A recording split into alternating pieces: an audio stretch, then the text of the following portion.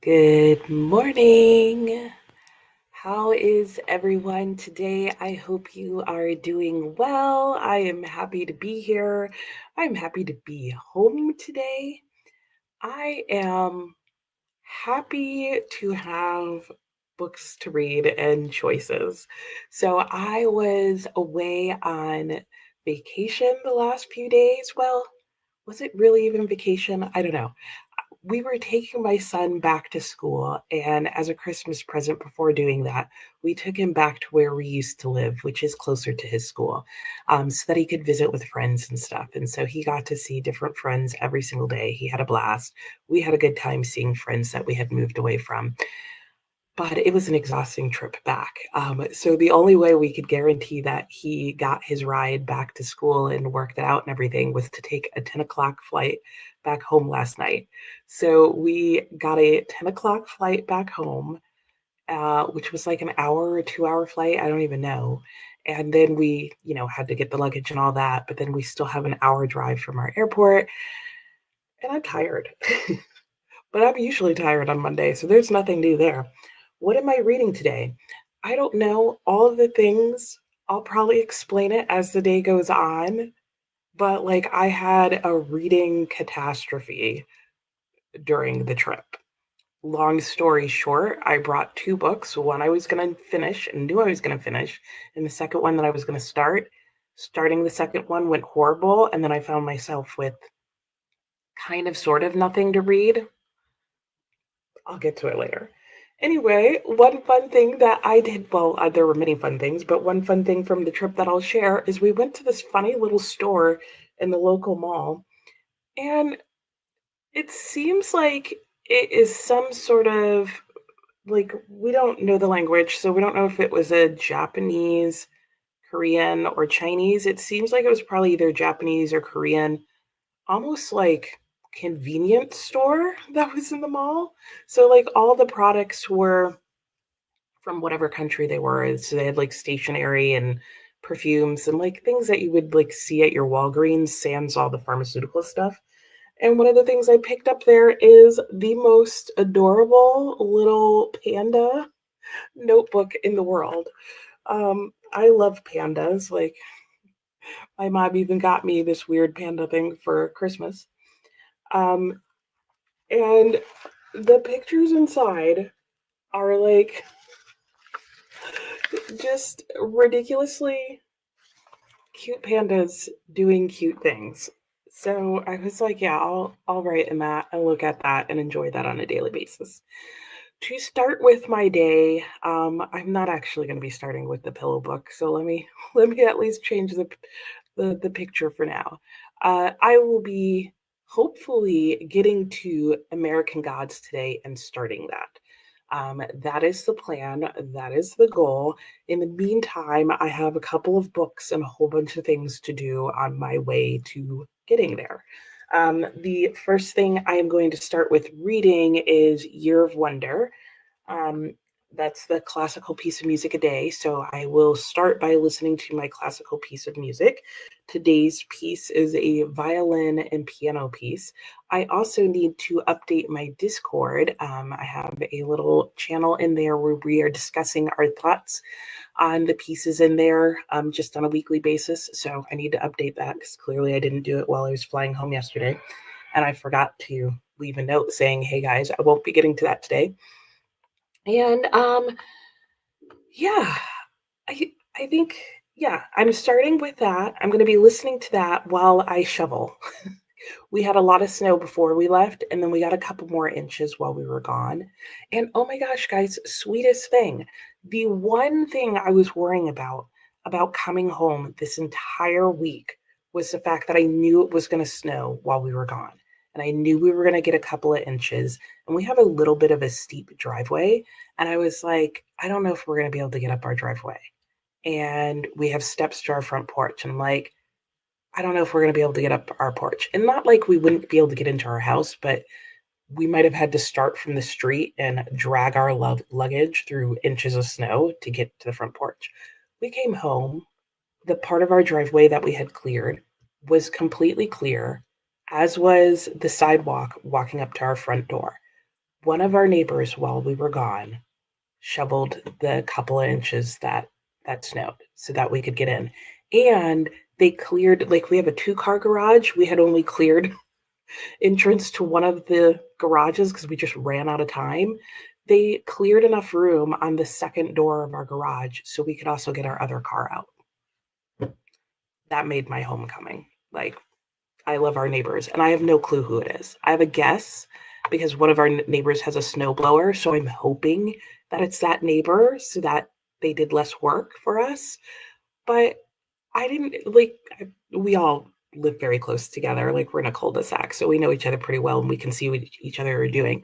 So they obviously figured out at some point that we were out of town. Like, how sweet is that? Anyway, how are you guys doing? Let me know how you're doing. Let me know if the sound is weird because I've noticed sometimes when I sit over here by my desk because there's walls around me, the sound gets weird. So let me know if the sound's weird and we can always move. And hello, Mickey. How are you? Yes, I saw this. Yes, I've been looking forward to the sprints today too because I want to read something good. And you're going to be in and out though the chat, but I'm glad you'll be able to do that even though you're working. You're very welcome for hosting. Good morning, Diana. How are you? I hope you're doing well. Oh, Queen by Alex Haley. Yes, I remember you were reading that last week. Allison, good morning. Got your coffee? Me too. Definitely need it. And you're going to continue Legendary. Ooh, 267 of 525. Okay, about halfway. About halfway, not bad. Well, definitely halfway, right? Um, and Taylor, good morning. Heading to work out and hang out at the mall. Ooh, that sounds fun. Well, thanks for stopping by and saying hi. Oh, that sounds fun. We spent a lot of time at the mall while we were gone because we went to DC and they got the same snowstorm as did most of the semi part of the East Coast. And we walked around the mall there a lot because it was the only place we could walk. Good morning, Angela. How are you? You're finishing up book 4 in the Chronicles of Narnia. How's it going? And how are you liking the reading order you're doing? And heading into book 5. Oh, and it's around 0 where you are today. Oh my gosh, that's cold. Yeah, stay warm. Yeah, and I'll stay warm too. I guess I'm just noticing it's only 16 outside here. Maybe I'll wait a little bit before I do that outdoor shoveling. Good morning, Anne. How are you? You need to go to the store to pick up a black shirt for next Monday. What's next Monday? What holiday is that, Anne? Help me out here. If I'm not near a calendar, I have no idea. In fact, I forget my own birthday. So, those are the neighbors. I know, right? There are wonderful people all around us, and I happen to be surrounded by some. Our neighbors truly are like the sweetest people. Like, I could like gush and tell you stories about them. And we had good neighbors in the last place we lived, but I won't tell them that these neighbors are like trying to one up them. But yeah, they were. It was like we were blown away. Good morning, Christina. How are you? Reading Clarissa for the 13th. I know I need to get to that. And working on Iron Flame, Swan's Way, and Pamela. Oh my gosh, you've got a lot going on. You sound like me, Christina. You'll see as I get my act together what all I have on the plate for today. But are you doing the read along that they're doing with Swan's Way? I was so tempted to join that. I'm still tempted to join that. But I don't think I'm going to. I think I'll just watch the videos back, like when I one day pick up Swan's Way. But how are you liking Clarissa so far? I totally forgot how the book began, and so I did PDF online, read it while I was on vacation for the 10th, and I'm like, oh yeah, I forgot. Like, I remember that the event the story starts out with that happened. I forgot that it started the book with that event with the brother. That's all I'll say. So I was like, oh, this happens at the beginning of the book. And then I didn't remember about the little sister at all. So that was me. Good morning, Alex. How are you doing? And you should have went to the bookstore's Politics and Prose. We did not have time. to go. Like, we weren't actually staying in DC. We were out in the suburb that we used to live in. And yeah, trust me, I would have. Like, I would have bookstore hopped there if we had have had more than one car or more time. My husband spent a day up in DC visiting his old coworkers and stuff, but on that same day, I was spending the whole day with a really good friend of mine down where we were. Hey Hannah, how are you? Listening to a book called Mistletoe Season. Ooh, nice. Getting over a bad stomach bug. Oh, I'm sorry. I hate stomach bugs. And hubby went back to work today. Yes, everybody will be gone out of my house today. The kid is back at school. Hubby does have work today. So he will eventually get up. He's lucking out because his class this semester is at 2 o'clock. So I'm like, oh boy, here we go. And Angela's enjoying the Chronicles of Narnia. Nice, yes, Invisible Man. Yeah, and if you would like to join me and you don't know about it, this Saturday I am hosting an all-day read-along where I will be starting, and you will be starting or joining in or reading, whatever. But I will be starting The Invisible Man this Saturday. So there'll be all day long reading sprints, 9 a.m. to 9 p.m. And I'm looking forward to it. Alex is going to return to Our Wives Under the Sea. Ooh. Now that you finished up The Trees, yeah. And your NetGalley read, We Could Be Rats. Ooh, nice. Sounds good. Hey, Storm. I hope that Hardee's is treating you well and your coffee's good this morning. Oop, my comments are jumping. Hang on. I need to clear my throat.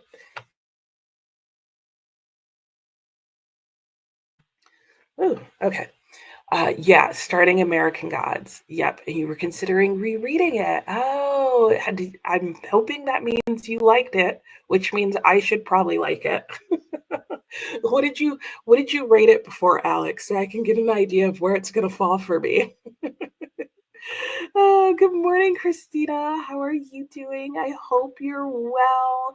I will be checking the laundry definitely today. Yes, yes, yes. Yeah, I love your hopefully be notified. And Christina joining the read along for Proust. Okay, nice. Like book chat with Pat, you're only committing to volume one for now. I know, and that's how I feel too, which is why I'm kind of like maybe I should do it while everybody else is doing it. How much when did it start, Christina? And how many pages a day of reading is it? Because I remember it was pretty light because I think they're reading it over like 2 months. I don't remember. Christina says hi to Stormy. And hello, good morning, Susan. How are you? You're reading your daily 20 pages of The Count of Monte Cristo. Ah, love it, love it, love it. So good. That's totally how I read it too. And Stormy says hi to Christina. Anne says the gay community is getting as many people as possible to dress in black on January 20th. Oh, okay. I have not seen anything about that. Okay. So what is that for though? Oh, I know what January 20th is now. I'm so slow this morning. Okay. I've put two and two together and gotten four now, Anne. Thank you. I'm like, what's that? Is that a holiday? Oh my gosh, it's going to be a long day today. And hello, Pirate. How are you doing? You slept in, and the youngest was late for school. Oh no, I was going to say yay for sleeping in, but boo for sleeping in. And then you found out the oldest was awake and just let everyone sleep. Why? Why do they do that? I love that. They're just sitting there like, huh, everybody's really tired today. Oh my gosh. And you probably rated it a 5 because you were obsessed with Gaiman. Okay. Like, had a crush. Oh my gosh. Time to get go back over his work with a more critical eye. I could see that. That's fair. Yeah, that's totally fair. Okay, so that means that likely it'll be a 4 or better for me. Hard call, given that I probably know there's more out there than when you read it. But okay. Manor Classics, good morning. You're reading the section of Clarissa for the 13th too. After that, you're not sure. Yeah, I know. I think that's the theme for today, is we all have so many books going. And you hadn't heard of the black shirt thing. Yeah, I haven't either. So thanks for, filling us in, Anne. And hello, Mrs. Peel. Am I saying that right? I feel like it would be Piel. Piel? Help me out if you want to. And you're reading My Own Country. Ooh, Abraham Verghese. He wrote the Covenant of Water, right? And Cutting for Stone. Is that the same author? I feel like I'm wrong. I feel like I'm close, but that I'm wrong. So let me know, and I hope you enjoy it. Sorry, my comment skipped. And Monday is also MLK Day. Is it? Oh, it's two things? That was my first guess, but then I was like, I don't know.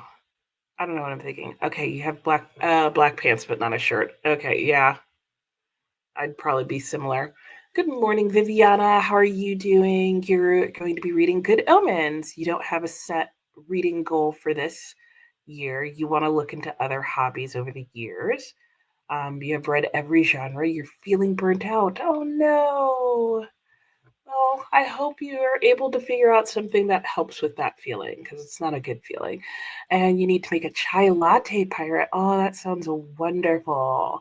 You wish you could hang out with and finish Parable of this art. So good. But alas, you have to work. Well, have a wonderful day at work. It'll be Lake Audio on the commute. Ooh. Okay, well, that still sounds pretty interesting. So have a great day at work, and I hope your commute goes well and you enjoy your audiobook. Yep, four sounds good. You always enjoy the idea of how religion shifts in values over time and across place. Yes. Yes. Now you want to reread it. Oh no.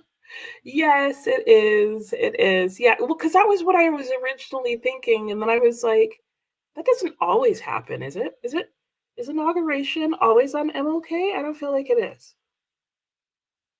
Did they change the date? I thought it used to be on the 26th of January. Am I am I Okay. So, well, I said like 17 different versions of your name. So I'm guessing Mrs. Peel is right. And Christina, you're well, sleepy, about 3 to 4 hours. Oh, got up 3 to 4 hours early. Yeah, no, my coffee hasn't kicked in yet either. So I totally get it. I'm there with you, but I'm doing well. I'm doing well. Oh, and Pirate loves Good Omen. A tattoo on your arm and everything. Oh, wow. Oh, inauguration's always on the 20th. I don't know where I got the 26th from. And it's MLK. It's MLK that moves, right? Because it's always the third Monday or fourth Monday, whichever Monday that is. I think that's what it is. And your edition of Swan's Way is 509 pages. Okay, January 1st to February 22nd. Okay. Okay. See, now you have me thinking of another book. Good Omens is great. That's the one you actually described in your. Yeah, I realized that. I was like, when I went back and I was editing it, and somebody else left a comment, I was like, yeah, that's not the correct description of this book. So, like, in my TBR video, I think I mentioned, like, or should have mentioned, like, also not reading this because apparently I don't even know what it's actually about. So, and I always get the two confused. Yes, it just happened that way. Okay. No spoilers. Oh yeah, no. I don't like to spoil anything. So I try not to.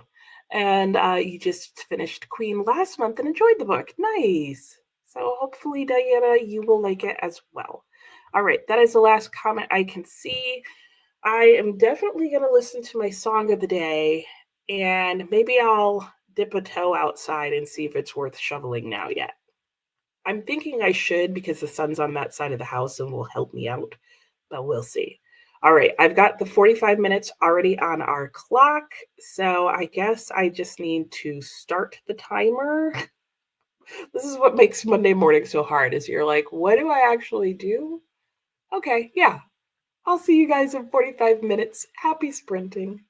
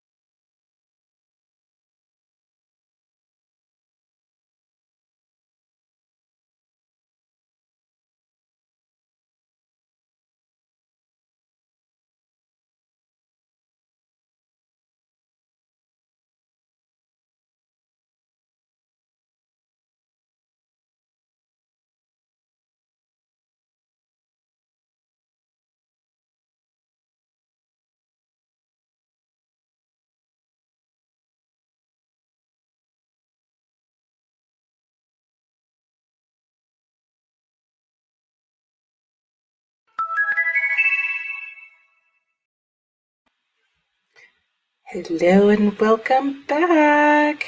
How was everybody's sprint? Sorry, I'm like finishing a text to my son. They're having computer problems at his school, and he's like, I don't know what class my classes are or where I'm supposed to go. And I'm like, how are you even texting me right now? Go to the registrar's office or your advisor, because I'm pretty sure everybody else is in class and you're clearly not. And I don't even want to know what's going to happen if he skips class. Anyway, hopefully that will be resolved. Hopefully he doesn't have any morning classes. Hopefully he's not just sitting in his room thinking these thoughts. Kids that don't have strong problem solving skills. And my son is definitely one of them. Anyway, what did I do during that sprint? I checked outside. I thought I was going to have to shovel on the side. It turned out I didn't need to do that. It's not that it's clear. It's just it's not as bad as I thought it was going to be, which makes sense because I did say the sun is hitting that side of the house and it does most of the morning. So not surprisingly, a lot of the snow had melted. So what I actually was able to do instead was start laundry, which definitely needs to get done today. Um, and then I did listen to Year of Wonder and I listened to my song there and it was an okay one. Like wasn't one that I was like, wow, this is like making me pause and stop and whatever. And then I actually just kept listening to the classical music while I was getting the laundry together. I had to get like a whole bunch of other things together. And then I also had to finish planning my day and keep things moving along with that. And then once I was done with that, I did get to start reading The Pillow Book. And I had 13 sections in there to read because I'm trying to read one section a day. And at first, I was like, okay, let me start getting back to this because it's probably going to take me a while to catch up. I keep forgetting how small some of the sections are. Like some of them are literally just like a couple of sentences or sometimes even just a couple of words. So even though I had 7 sections to catch up on, it was only uh, 2.5 pages of reading, almost 3 pages, and not that much reading on it because one of the pages had a picture. So I was like, oh, I'm glad I didn't psych myself out over that and like put it off. But anyway, when we go back to our next sprint, I am going to finish up with the Pillow Book by writing in my Pillow book. I'm realizing that's what I've done. I've created a Pillow Book of the Pillow Book. But I'm just putting in here different quotes and things or thoughts that I have that I find in the book that I like, because that's kind of what the author of this book did, though hers were observations on nature and life, and she wrote all her observations down basically in a journal slash almost like a commonplace book is really what I would say she created. I think that's the term that in English we would use for it today. The Pillow Book is basically a woman from 10th century Japan. It's her commonplace book. And so I'm just writing down thoughts or phrases that she uses that I find interesting in here. But I have the feeling that it's going to end up turning my little book into a commonplace book because I'm just liking some of the things that she's taking the time to observe and jot down.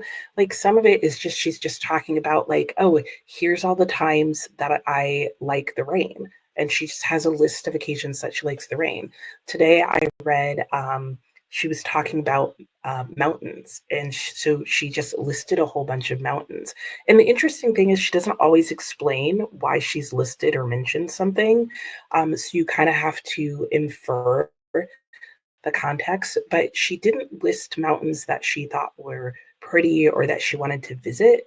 She listed mountains whose names she liked, which I like the idea of because I'm like, then it's not even limited to what I can see or experience. Like, it's just limited to the names that I know, which is so much easier to find than like pictures and or travel or that kind of thing. So I'm going to put that section in here. I have divided it by season, my little notebook. You can see my little tabs. She does not have that in her book, but because there's so many things that she references that occasionally have to do with times of year, I decided I wanted my little book to be seasonal. Um, so I just need to, there were two little things that I want to put in my book. So when we go into the next sprint, I will put those in there. And then I will probably see what's going on with the laundry. And then I will also probably shovel a little outside. And then if there's still time to read after that, I will probably, what am I going to start reading next? I'll probably go to Clarissa next. So you'll probably see the picture there change at some point. So that was my sprint and my plans for the next one. Let's see how you guys did. If I can get my comments to work here. And Viviana, yep, snow and books for sure. And yes, bye. Have a great day. Hello, Atia. How are you? Oh no, not a chokehold with from insomnia. Oh yeah, join some sprints. I'm so sorry to hear that. I definitely struggle with. I don't even know if I'd call it insomnia, but definitely sleep problems, and that's horrible. So I hope you enjoyed the sprints, and maybe they put you to sleep. And hey, Dee Dee, how are you doing? I'm reading Clarissa. How about you? I know you are. I've seen your comments. So, and I left some comments in the Discord, just directing people to leave their comments on what we're reading in the story graph. And if anybody would like a link to the story graph or to my Discord, let me know, and I'll put it in the comments below. But you can also see it in my um, reading plans video, I think is where I linked them as well. So yeah, I've got to do my reading for today. And Clarissa, hello, Cherie, how are you doing? Working from home, nice, but tons of laundry to do. Ah, yes, 60% in rock, paper, scissors. Sounds good. Well, yeah, it sounds like the sprints will be great for you to bounce back and forth between all the things you need to do. Hey, Paula, how are you doing? I was going to say, hey, Paula, it must be early for you today. I don't know why I get so confused with that. I think it's because when I see you on at 2 o'clock, it's the evening for you. And so in my mind, I know it's earlier in the day when you come on in the mornings, but then for some reason, I just make it super early in the morning for you. I don't know why. Weird time space continuum in my mind. Good morning, Shannon. How are you? Spending the first and half of your second sprint doing Bible study. Nice. What are you studying? And you have laundry started. Good, good, good. Good morning, Karen. I hope you're doing well. Ooh, the metamorphoses. Oh, slowly. Sure. Yeah. At some point, I want to read that. I don't think I've ever read it. And good morning, Alicia. How are you? Joining, dropped the kids at school, picked up a few things from the grocery store, got breakfast, aiming to finish 3 books today. 2 graphic novels. I got it. And 1 junior J. Nope, you're going to have to help me with the JLA. That one's not coming. And Natalie, good morning. Having a slow start today, so just watching the first chatty bit. You'll be caught up this upcoming chatty bit. Sounds good. Oh, couldn't sleep until 2:30. No. So you'll do some yoga in the next sprint and then get caught up on cleaning. Okay. Have a couple of audiobooks to choose from. Sounds good. You're like me. Like when I'm super tired and can't sleep, like for whatever reason, I do yoga because like at least that gets me out of the like feeling crazy situation. Hey Elena, how are you doing? I hope you're well this morning. And Natalie needs to get started on Clarissa. You don't have too much to catch up on so far, so far so good. And do some other catching up on reading for other read-alongs, book clubs, just behind in life in general. I know that feeling. I know that feeling. It's like coming out of the hole that is like holiday time. I'm sorry, I'll bring my little light a little closer and maybe turn it up a little brighter because I can see that there we go, starting to fade. Elena will be reading just after sunset. Nice. I know. I don't know what's going on. And like I said, he's not a great problem solver. Like he'll run into a problem and just be like, "Huh, well that didn't go as planned. Oh well, I'll just sit here until it's time to do something else." And I'm like, "No, solve your problem." Like Be proactive. Your kids need to be walked through problem solving too. Yeah, if anybody has any good solutions or any good ideas on how to help kids be like more proactive in solving their problems, please let. And I'll just get through a few more comments before we go back into our sprint. So let me just pause that real quickly. Pause. Plus, I've got to change it to our hour long. Susan read 20 pages of Count of Monte Cristo, struggling through the run on sentences, but pushing forward. Yeah, I know. That's the thing. What translation are you using? Because that sometimes does not help either. And next up, The Most by Jessica. Nice. Viviana cleaned the bathroom, read 22 pages. Good morning, Kristen. How are you? Popping in and out of meetings. Okay. You'll be back to hang out then. Sounds good. Getting lots of work done and reading. There's always this year today. Nice. And good morning or afternoon, Elkie. How are you? A little late because you were talking with your mom. Oh, that's a good reason to be late. I know you're interested in what you think of what Susan thinks of the most. Okay, sounds like you know the book, Kristen. And Paula got a new laptop. Yay! Setting things up for later. Ah, makes sense. Okay. Yep, wish you were reading. Oh, yeah, hopefully you'll be able to fit some in. Crossing my fingers for you. Manor Classics got muddled with the dates in the letters of Clarissa. Oh, one is dated the 13th and the 14th, so you ended up reading that one as well. Well, it's fine.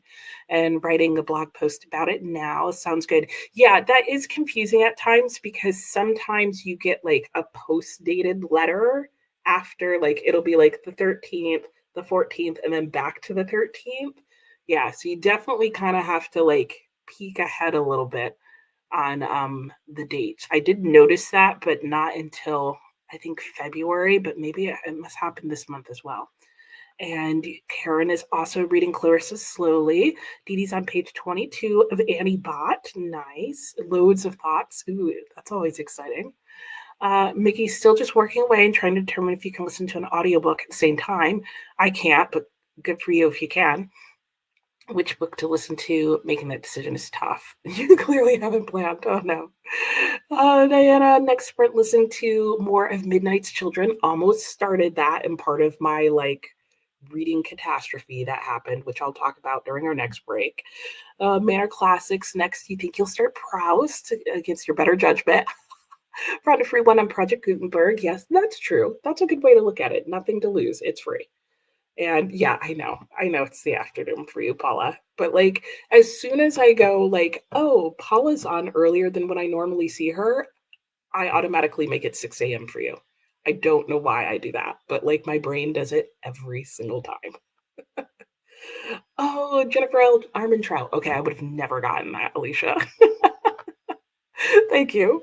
And Sue, good morning. Had a bit of a bad night of sleep. We all did. Must be the moon. Isn't there some weird moon out? Google's telling me the wolf moon. It's messing with us. Yes. So not sure. Well, I hope you're not here long because you get some good naps in. Angela read 3 chapters and taking quick breakfast. Shannon did a little laundry. Your son goes back to school on Wednesday. Well, I hope he has a great semester. Sue has a memoir to finish. Abyss. Ooh, sounds good. Hope you like it. Okay, The Robin Bus. Yep, I read that and it was really good. But yeah, it's definitely still got some of that, like, we do much longer complex sentences than is written today. And I struggle switching back and forth between the two, but once I'm in one, I'm fine. But the going back and forth can drive me batty sometimes. All right, let me get our timer set up for our next sprint. We will the rest of the day be doing 60-minute sprints. So there will be that for us to look forward to. I do need to reset the timer so that it will show you guys the 60 minutes we have. There we go. We have 60 minutes on the clock. I'm going to go and run around and do whatever it was I told you I was going to do, most likely, if I can remember it. And I will see you guys all in an hour. Happy sprinting.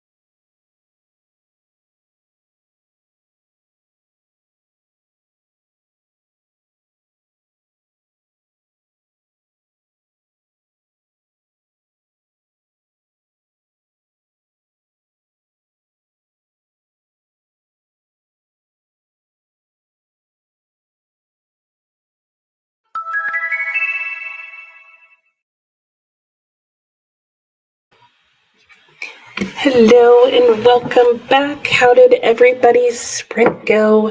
Mine went well, and I will probably move us after this sprint because I can tell my lighting over here is getting really bad.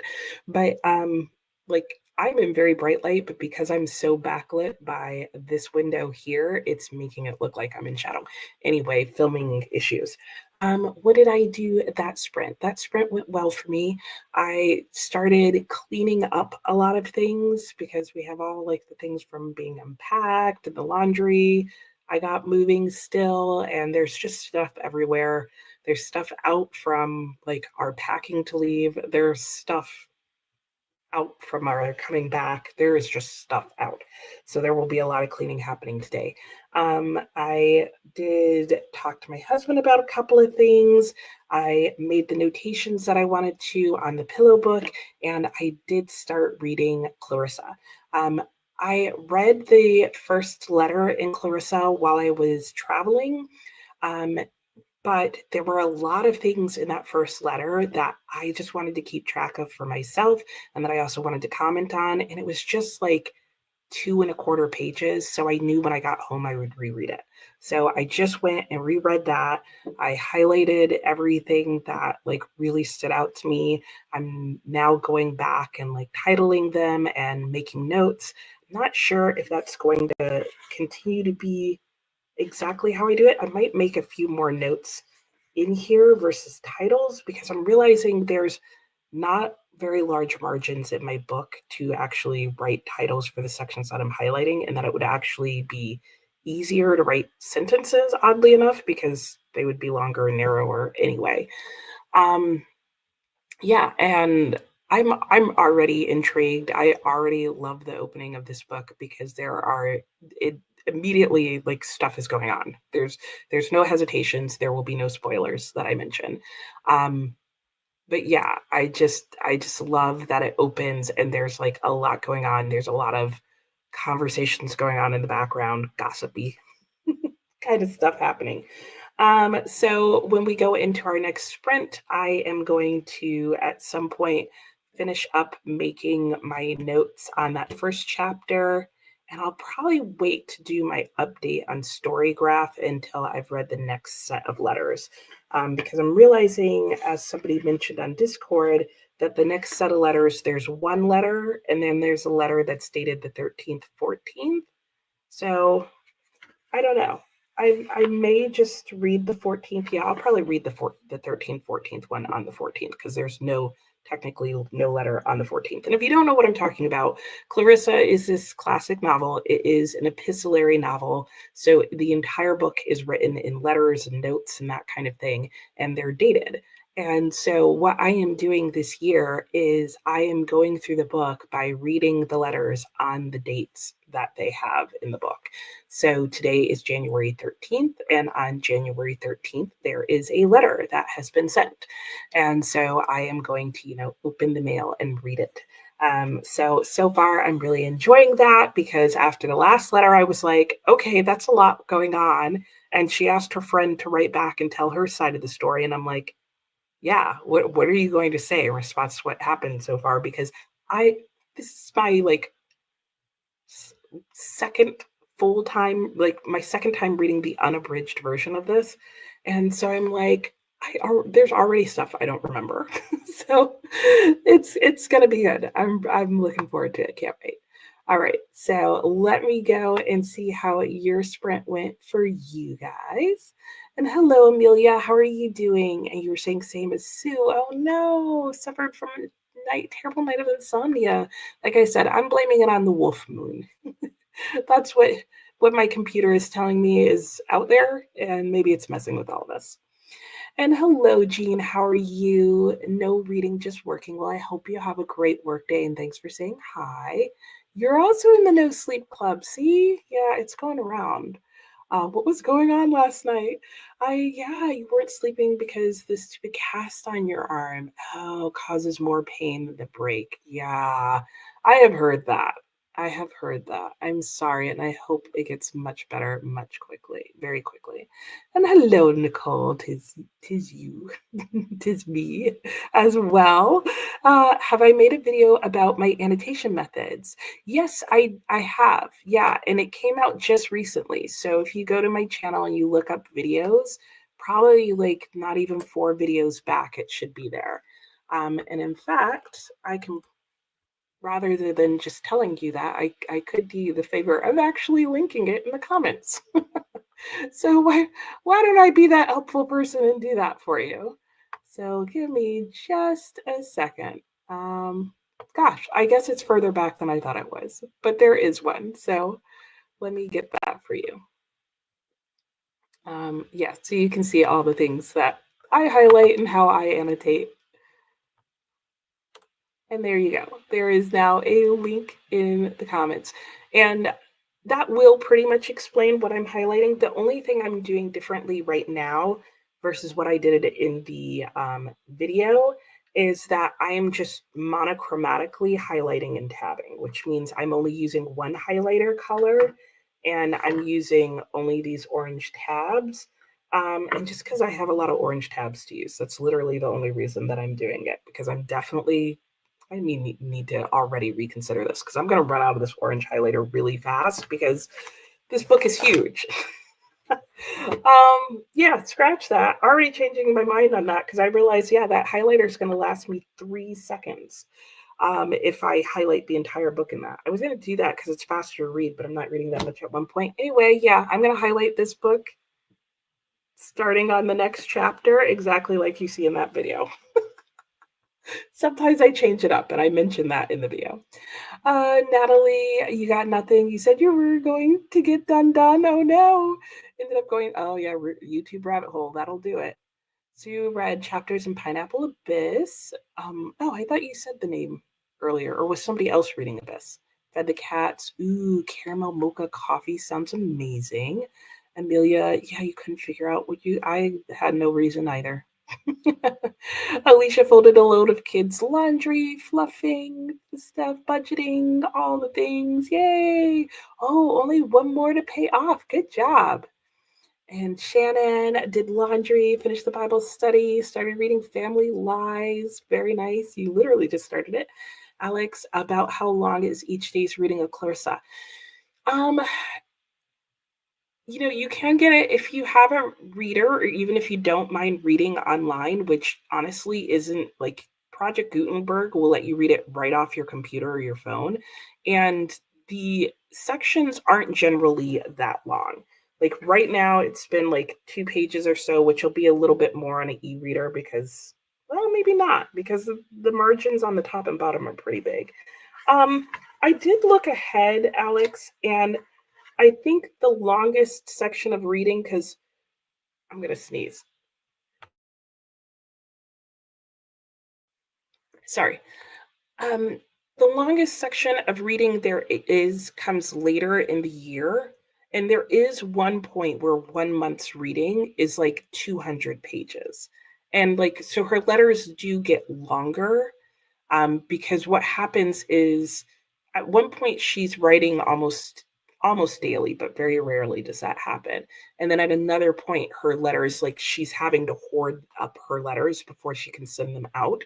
And so her one letter is just super long because it's covering multiple days. But that doesn't happen until later in the year. And I think the most reading that happens in 1 month is 200 pages. And I think there's only 1 month that happens. And the reading goes from January all the way through December of this year. So my guess is if you just wanted to split up your pages of reading, the most you would ever have is maybe 10 pages a day would probably get you through the whole book. That doesn't sound right, but it probably is. But yeah. So like, but in the month of January, I think there's only 3 readings. So it varies a lot, if that helps you at all. But you probably won't read more than 10. Amelia had some things to do, but now sitting down to read. Yay! Viviana cleaned the kitchen and the litter box. No reading this sprint. That's all right. Amelia's reading only here, only now. Good. I'm glad you're enjoying it. Yes, I know. And hello, Savin. How are you? I'm just going to keep going for just a few minutes and then we'll go back to our sprint. You joined in the sprint and read around 50 pages and also ate dinner. Wonderful. Hope you had a great dinner. Man, you like how Clarissa starts with a bang, too. Yes, you just read 10 pages of Proust and enjoyed it. Good. Oh, it sounds like a good thing. Good morning, Courtney. How are you? You're about to stretch. I need to do that. Jean had no sleep till 4 a.m. Yeah, see, it's not just us. There is the link to my annotation video. You're very welcome. I know. There's always a book to keep you company until sleep arrives. So true, Courtney. And Alex stayed up too late trying to finish a book. Well, yeah, there's always the book to keep you awake, too. Yes, I have heard of Tristan in the Classics. I am subscribed to his channel. Yeah, he does such fun things. I love his channel. And yeah, that's a good question, Angela. I haven't figured it out totally yet. I think at least four. An insomnia book club. Tia's pretty good for that. She does a lot of late night sprints. Hopefully, she's sleeping right now. And we should because sometimes you're up all night. I know. I know. And if you guys are on the sprinting spreadsheet, there are sometimes people, because we also have people who do sprints a lot in Australia, there are frequently people sprinting around the clock. Not individuals, but in some total. And you were thinking of starting reading online, but not, no, you are not behind. Like I'm reread the first letter. The first letter was like 2.5 pages. If you just read the letter that's titled just January 13th, which is today, that one's like 4 pages. So, and then you could read on the 14th, the second letter. And hello, Birdie in the Books, or Alicia. Thank you for letting me know your name. Good morning to you as well. All right, let's get into our next sprint. If it turns out we're chatty today, that is fine. I'll just make our breaks just a tad bit longer. Right now, they're 10 minutes, but I think that will be fine. I don't even know what I'm doing. I'm trying to I'm trying to set the timer back to 60 minutes. That's what I'm trying to do. All right, there we go. I've got it going for you. Happy sprinting. I will chat with you all in an hour. And Alicia is reading Emma Nice. That's one of my favorites. All right, I'll see you guys in an hour. Happy sprinting.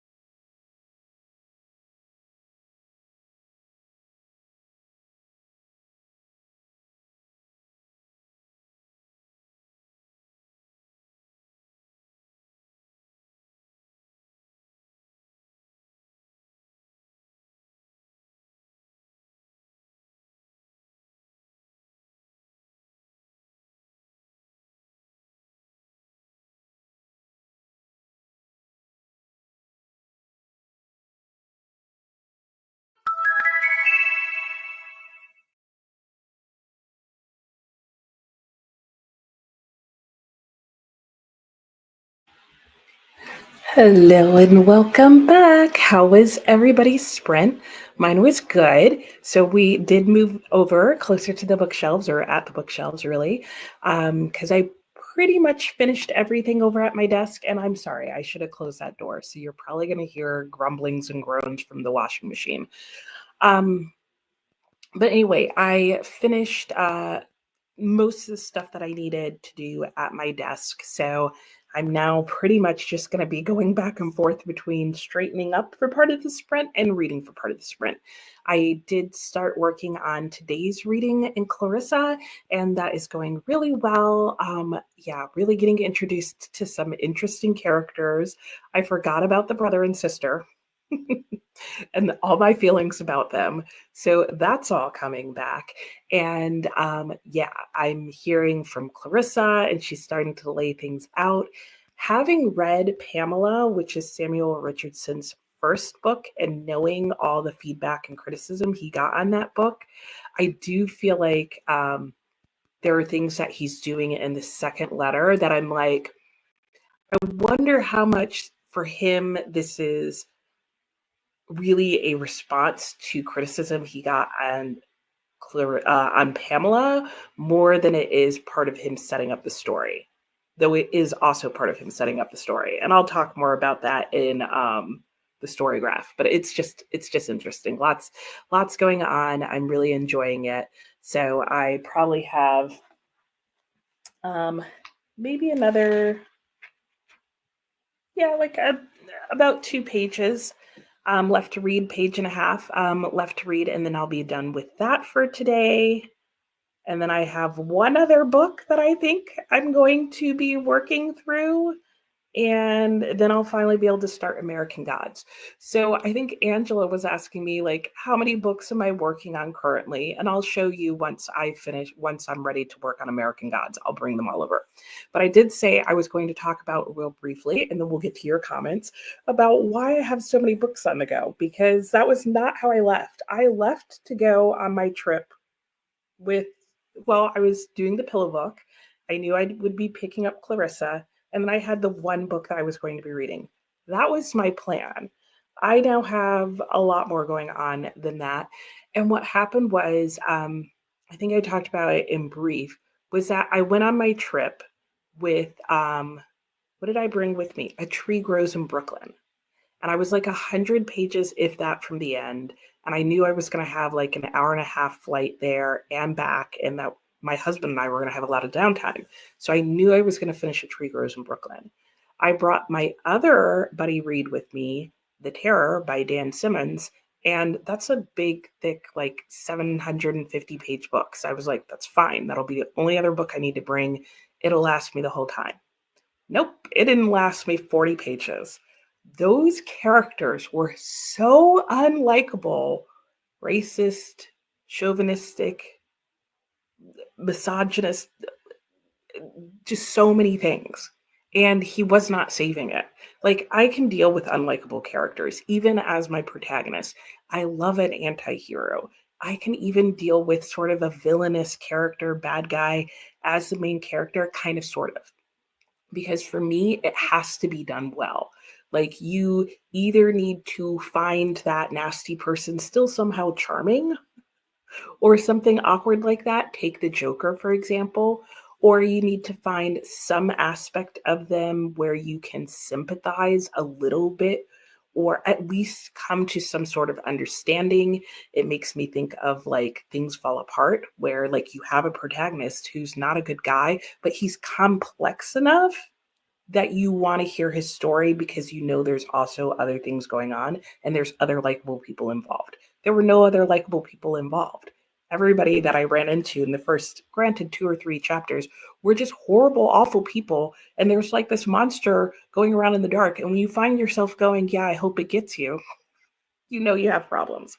Anyway, I'm going to go into more details than that when I do a weekly wrap up on that book and how it went out of my life. But then I found myself in a position where I had nothing else to read. And I didn't want to read ahead in Clarissa. None of my other books were available on ebook. I wasn't in a situation where I could listen to an audiobook.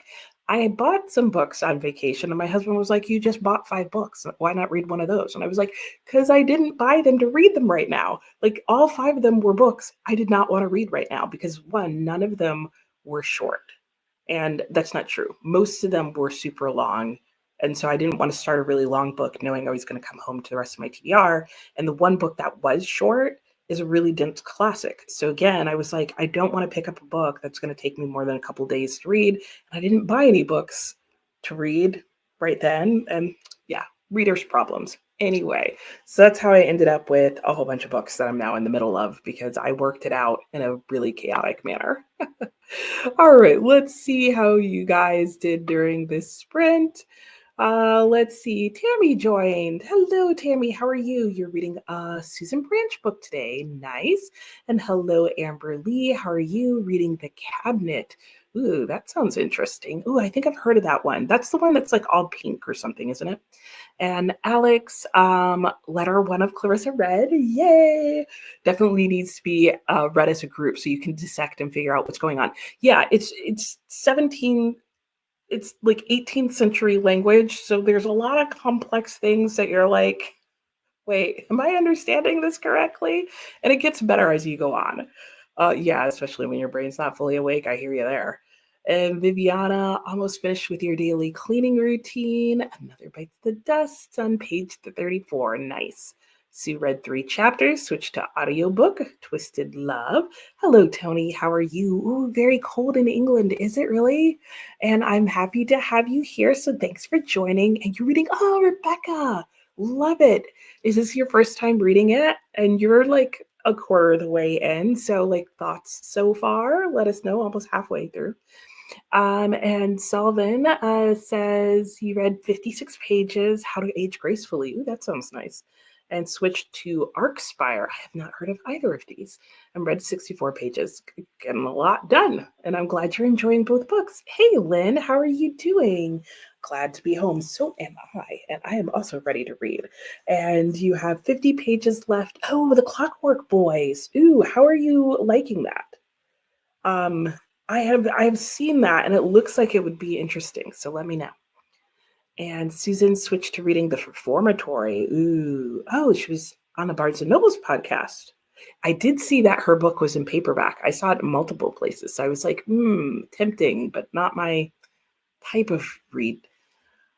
Shannon is 68 out of 259 of The Family Lies. Nice. You read multiple books at the time, usually 6 or 7. I can, and that doesn't bother me.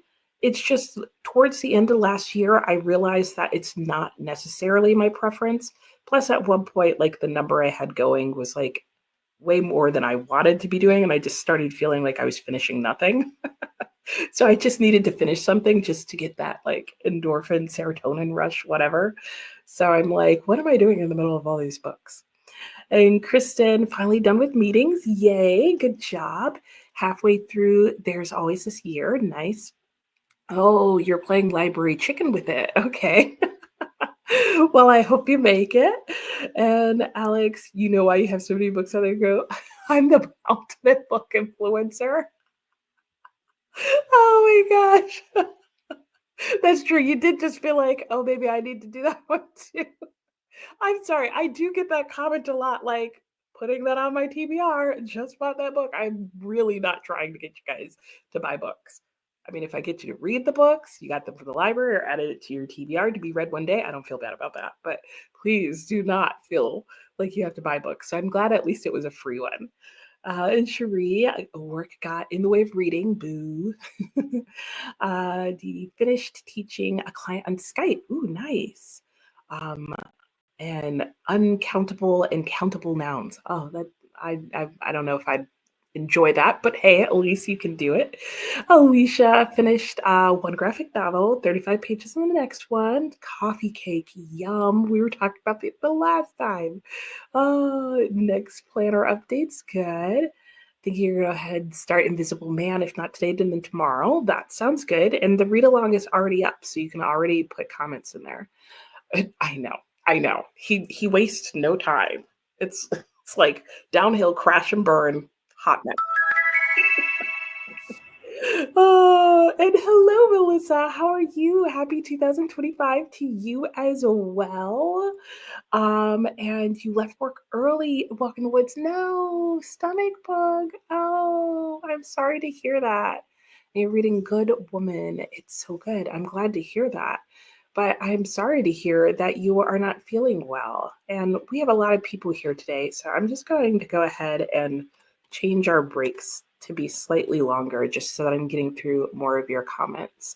So I'm going to give us an extra 5 minutes here. So when it gets to 55, then we'll go back into our sprint. But I hope you feel well and at least you have a good book to keep you company. And Alex, you feel like you're going to need to make a character chart. Oh no, you're reading it online. Because I was going to say, if you have this paperback edition, there is one in the beginning. Do not worry though. The number of actual characters involved falls off very quickly. And I would say you could always look up a character chart, but if you're like me, I tend to find that online character charts include spoilers about the characters, which I'm like, what? That's not helpful. um, there are only a handful of major characters, though. So, because I know what you're talking about. In the first chapter, they mention like a couple of people, and I'm like, do I need to keep all those names? And as far as I recall, no. Hello, Brennan. How are you? You're going to try to finish Bookshops and Bone Dust. Nice. Good luck. Hope you're able to. And you read the 1314 today. I was thinking about that, but I was like, oh, I'll wait and do 14 tomorrow because I'm already behind on my 5,000 other reads. And Susan had the same experience with the tarot. Okay, yeah. No, because the person I'm buddy reading it with, like, she started it earlier and kept going, okay, well, Nicole's gonna pick it up soon, and like maybe I just need to get it longer. So she's made it to page 200, and she's now like, now I just feel like I could have read something else, and so I need to at least finish this so that I can talk about it fully, which is fair because I've done that before. But she's like, it doesn't get better. In the upcoming political climate, you just don't want to read for pleasure. Yeah, I have some of that too. Like, I actually decided I wasn't going to read Year of Wonders, a book about a plague, this month because I was like, maybe I don't need a super depressing book this month. So I decided to wait and put that off until autumn, which is when it starts. So I felt at least it would be seasonally depressing. Everly. Okay, it's pink with the lizard on the front. Okay, that's the one I was thinking of. Yeah. There's definitely stuff you don't remember. That was a long time ago. It was, yeah, I haven't read it in even the abridged version in 20 years. So I agree. I was like, wow, is that actually how it started? Like, I remember I really liked the book and that I don't remember, like, I remember the middle being like not slow, but as somebody else put it, repetitive. And I need to stay on your guys' comments longer before switching to somebody else's because then I'm like, has somebody else's comment up when I'm talking about the last comment. And Alex, yeah, the language. Yeah. You had to reread lines, map out what's being said. Yes, I promise it does get easier. In fact, so much so that at the time that I first read it, like email wasn't super popular. So it was still like you wrote letters to people. And like I would find that the more I read this book, because I just read the chapter, like I just read it straight through over months. But I would find anytime I wrote a letter to somebody, it started sounding more and more like the ones in the book. And like I'd close it like, your affectionate and loving friend. And I'm like, what am I doing?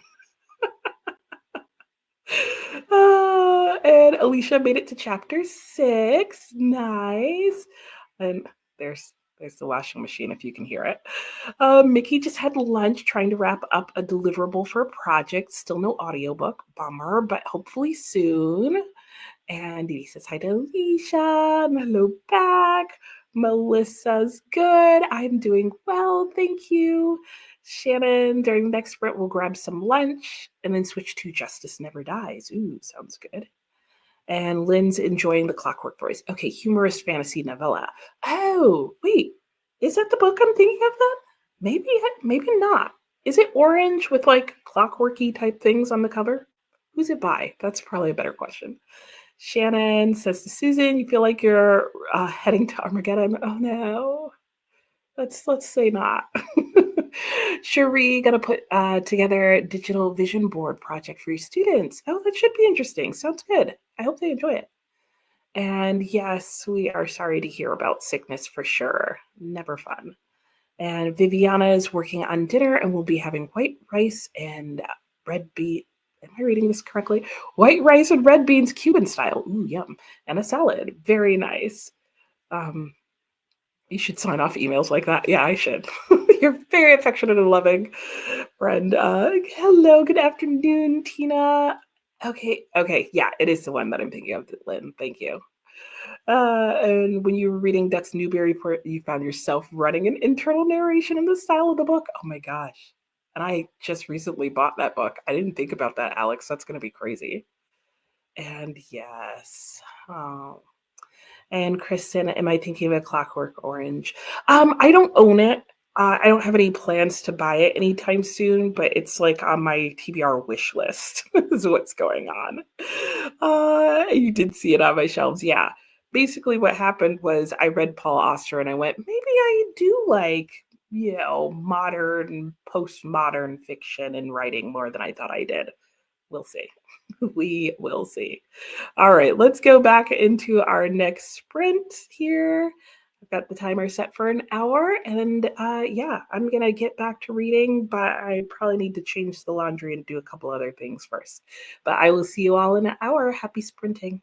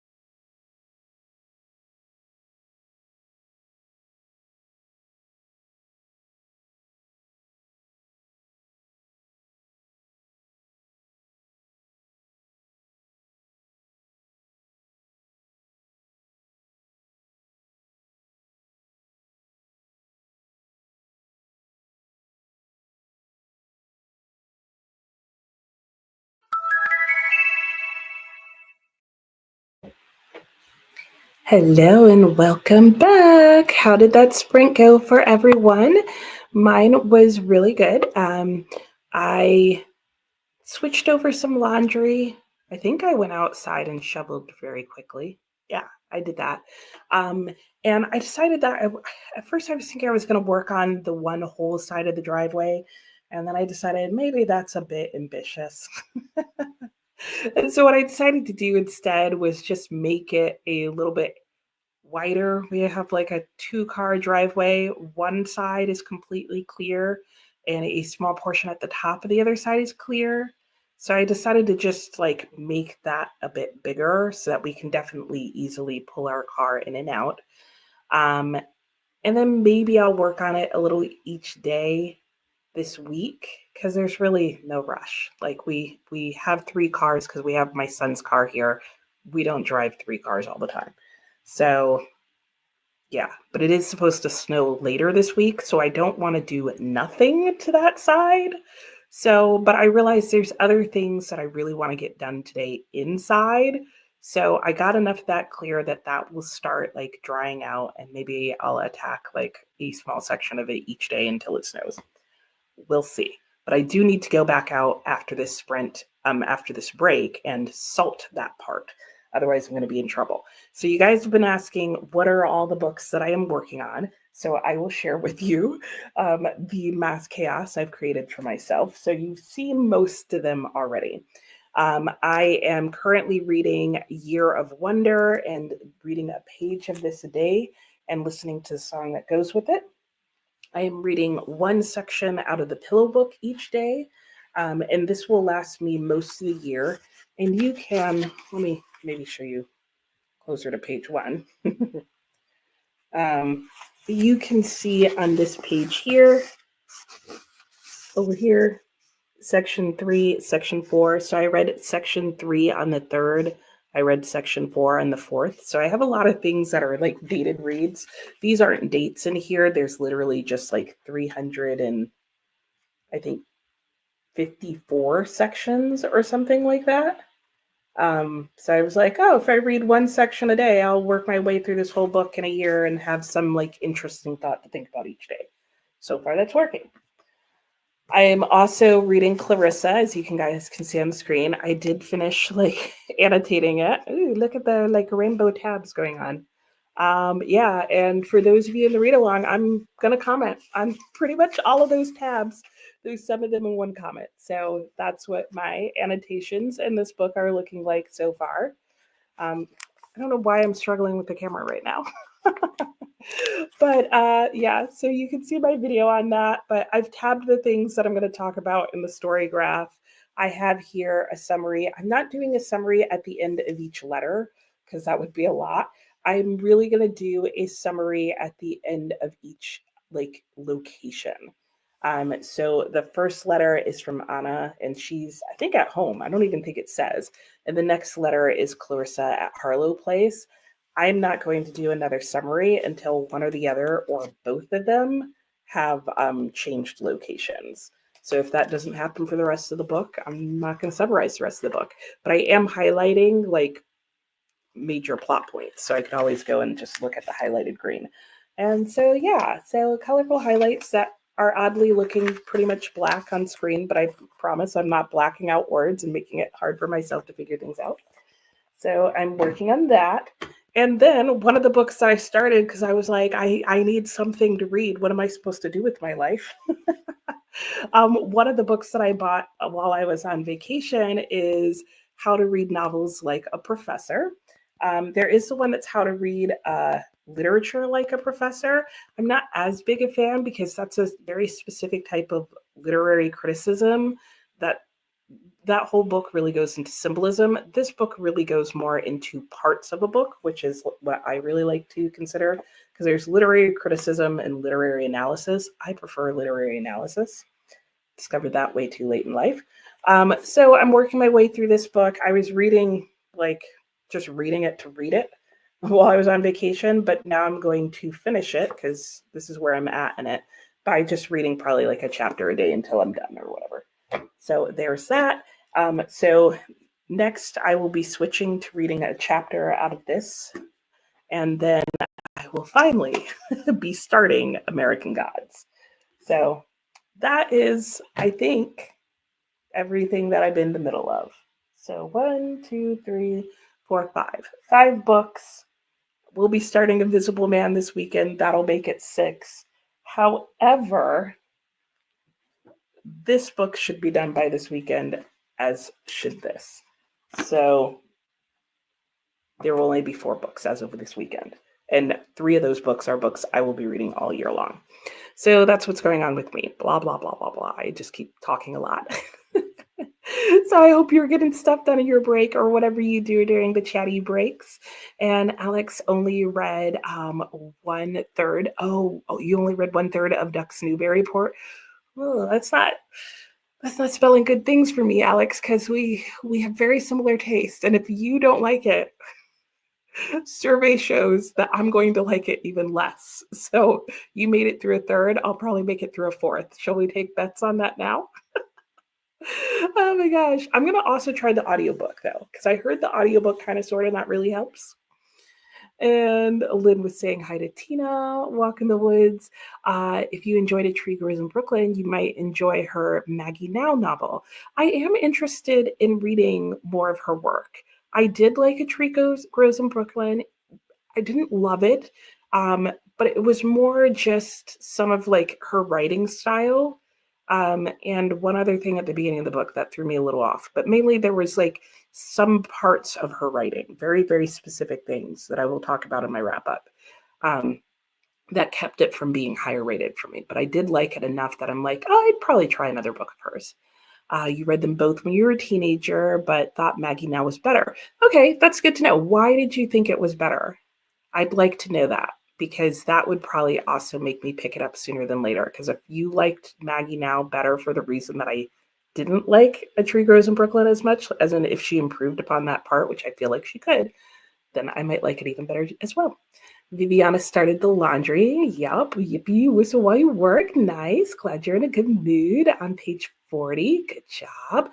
And just got home from the store. It's hard to believe you didn't have a black shirt. Yeah, you never know. You know, some people wear lots of black and some people wear none. So, and Courtney says some colors just escape the wardrobe. Exactly. Yes. Especially unless you specifically look for it. Yeah, that's so true, Courtney. Years ago, all your shirts were gray. Oh, and now you've intentionally stayed away from buying anything gray. So now I bet, unless you still have some of those clothes, that you probably practically have no gray. And Viviana was saying to Courtney that you'll be attending her live stream tomorrow. Yes, Courtney streams on Tuesday mornings, and is it Saturdays? Sunday mornings. Sunday mornings is sometimes like rotating with other YouTubers for a Sunday morning chat, but every Tuesday, for the most part, Courtney sprints. So, and you'll be reading Good Omens. Nice. Hey, Dina, how are you doing? Hoping to be on the next 3 years of sprints. Great. A combo of laundry, audio of All the Colors of the Dark, and finishing up Blind Assassins. Sans the Anne Rice pages. Oh, did Anne Rice finish the book? I was not aware of that. Let me know what those Anne Rice pages are. I'm curious. And hey, Kathy, just finished cleaning your warehouse. Oh, off to ship packages, then cleaning and working. Nice. And I'm sure that having a clean warehouse is a great feeling. Christina, yes, check the laundry. Quite a few of us are doing that. Yep, like the button, subscribe, ring the bell. Feel like those are all the wrong like word order things. Lynn has 18 pages left of your book. You are close to finishing. Melissa got to 29%. Brennan made to chapter 36 and at 80%. You guys are rocking it. Cherie has 10% left. Ooh, going to the dog park next sprint. Nice. And then you get, and then to finish. Yeah, you're so close. You will definitely do it. Hey, Teresa, how are you doing? You're working on several things today. So are a lot of us. That's like the theme for today, getting all the several things done. And you want to finish your audio of Comfort and Joy by Kristen Hanna. Okay, a reread. And start volume 3 of your graphic novel, Cat and Gamer. Nice.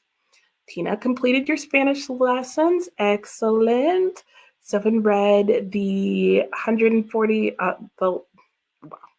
let me try reading. You read the last 140 pages of Arcspire. Does that mean you finished? If so, congrats. Nice job. Amberly made the bed, switched the laundry, read a few chapters. Good.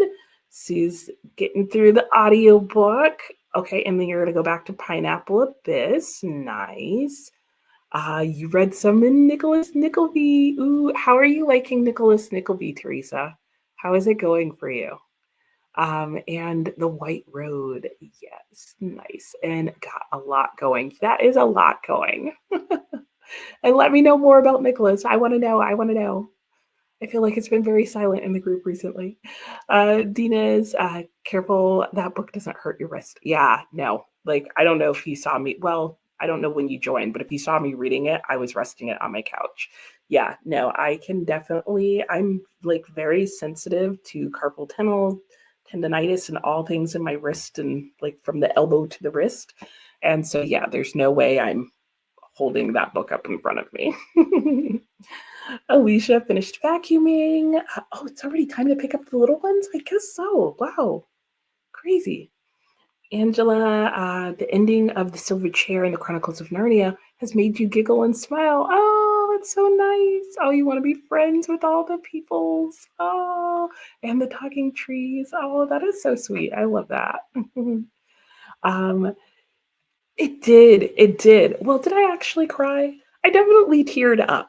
Like there were like a couple of definite moments where like I was like, because you do get like really attached to the Nolans, and Francie and like even like obviously I feel like obviously there's like one very sad moment, but then you're just so attached to them that like there's heartwarming moments and then moments where they're sad or struggling that you feel bad for them.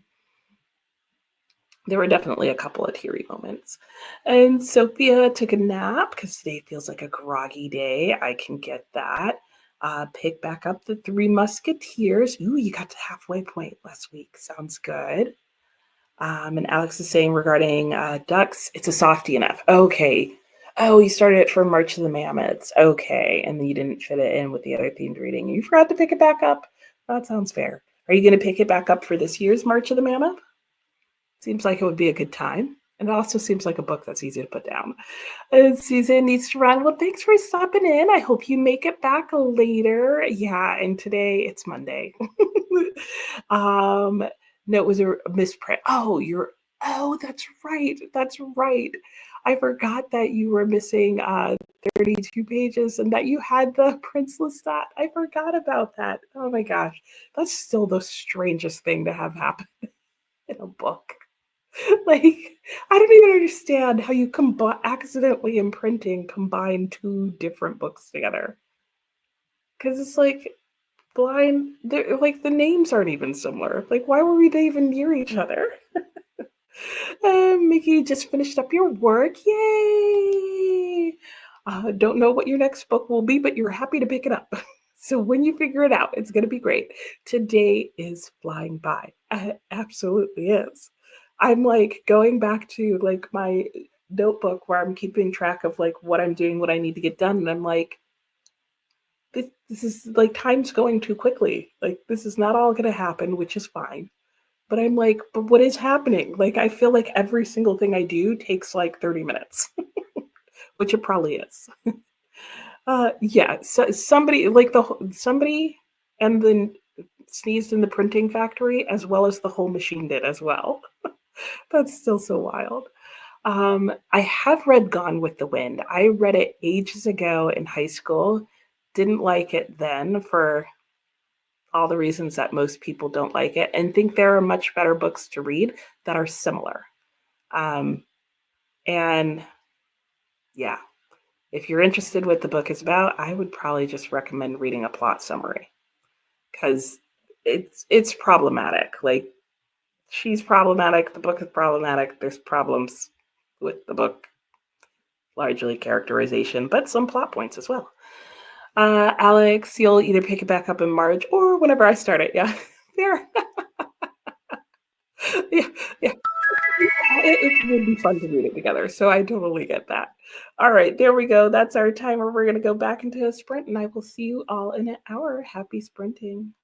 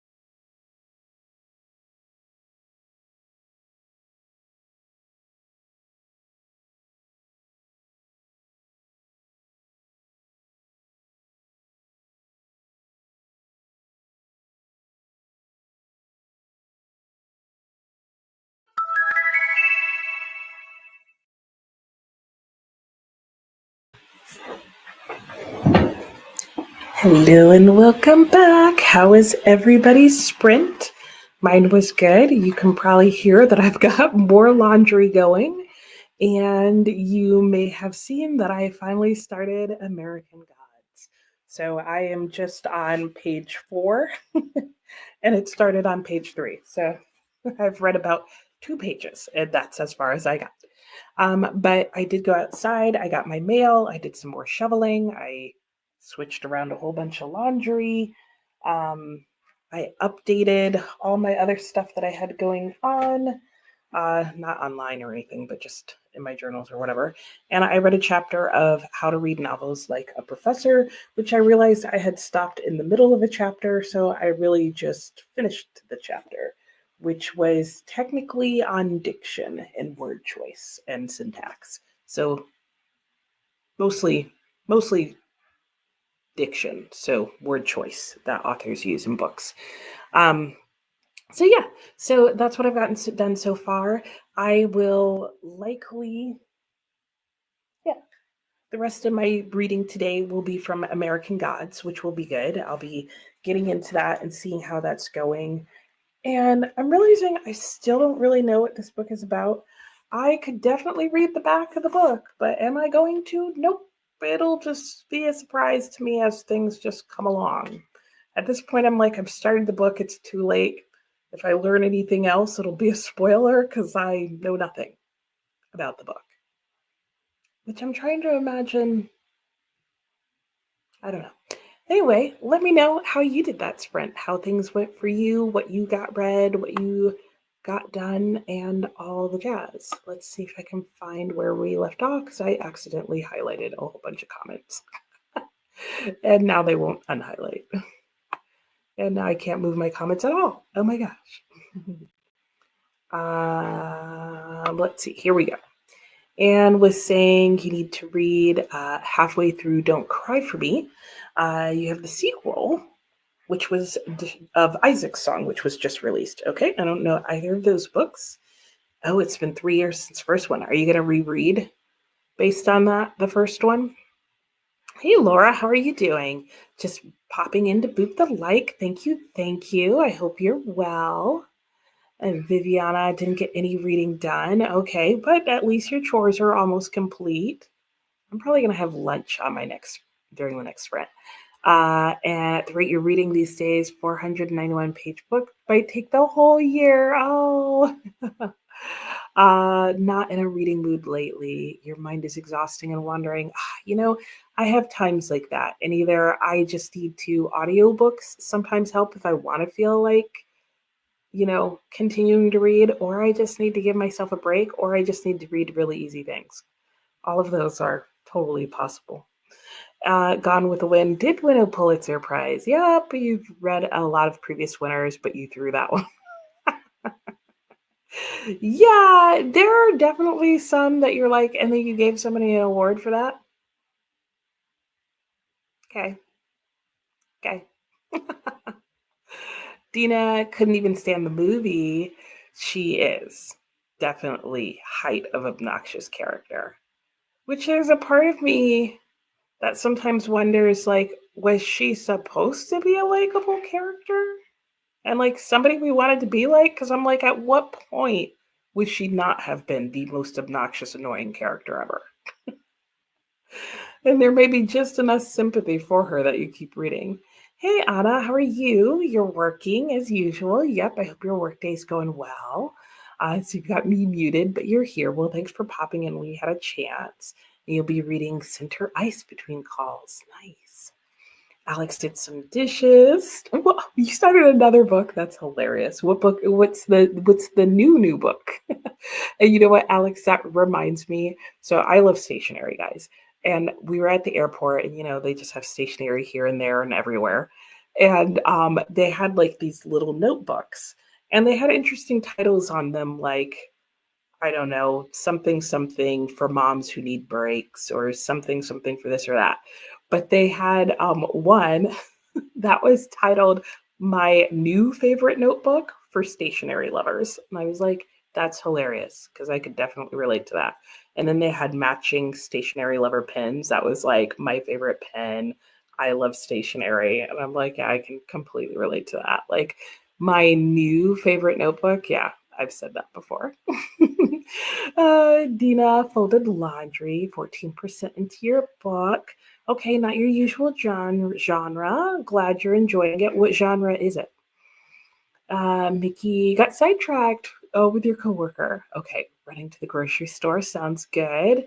Oh, you have three choices. Ooh, we can help you by voting for your choices and let you know which ones we randomly all think you should read, even if we don't know what they are. Oh, mail came with the last two books of your thrift books orders. Oh, yeah, that would do it. So you started reading the intro into Maybe I'll Pitch Forever. Oh, the autobiography of Satchel Paige. Cool. That actually sounds like a really cool read. I bet my husband would like that book. And Teresa got the mail. Everybody went and got the mail. Refreshed the bird's water, made lunch. Ooh, soup. Yum, yum, yum. Ready to eat now and then read. Sounds good. Brenna got to 3%. Nice job. Lynn finished the clock. Ooh, 4 stars. Not bad. Yep, now you got to track it. You're going to spin the wheel for the other books. Nice to avoid indecision. Yeah, I wish I could do that, but I'm just enough of a mood reader that once I have a TBR stack, I've learned asking me to read it in a random order is like ripe for disaster. So I end up just ordering mine. Like I'll read like the first page and I'll put them in the order of what I think I'll find most interesting, which does mean that as the month goes on, I'm less and less interested in the books near the bottom of my TBR. I should probably stop doing that. Just pick up a book. Yeah, from my TBR stack. And Amber Lee read almost the rest of Cabinet. Wow. It is a short book, right? I think you said it was a novella. And Manor Classics finally committed to one book. Okay. All the Pretty Places, a historical fiction. Okay. And your name is Amelia. Thank you. I'm going to write that down because I don't have anywhere to write it down.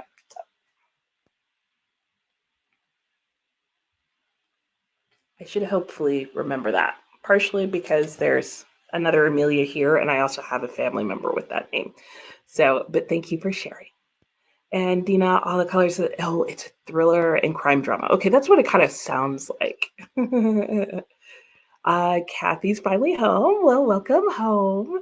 And eating for the first time today. Oh, that could make for a day. And time to get to work. Alicia just got back. Ooh, time for afternoon snacks and reading. Yum, yum, yum. Alex will probably finish the intro and then wait for February. Okay. Oh, yeah, that makes sense. Yeah, that would be fun to read during spring training.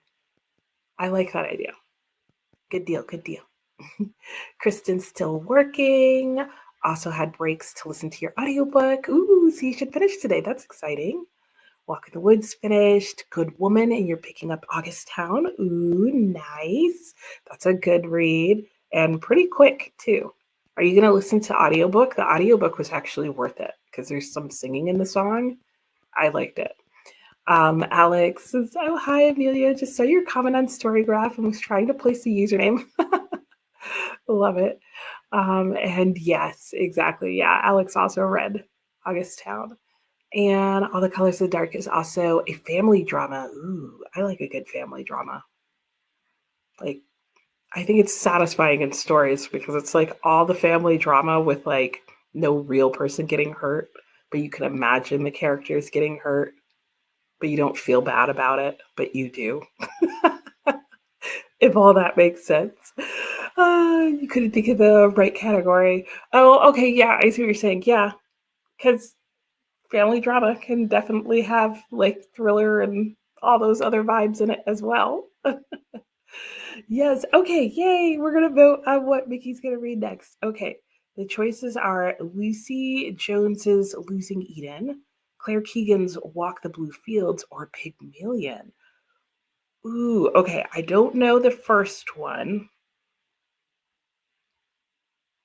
Is Pygmalion a play?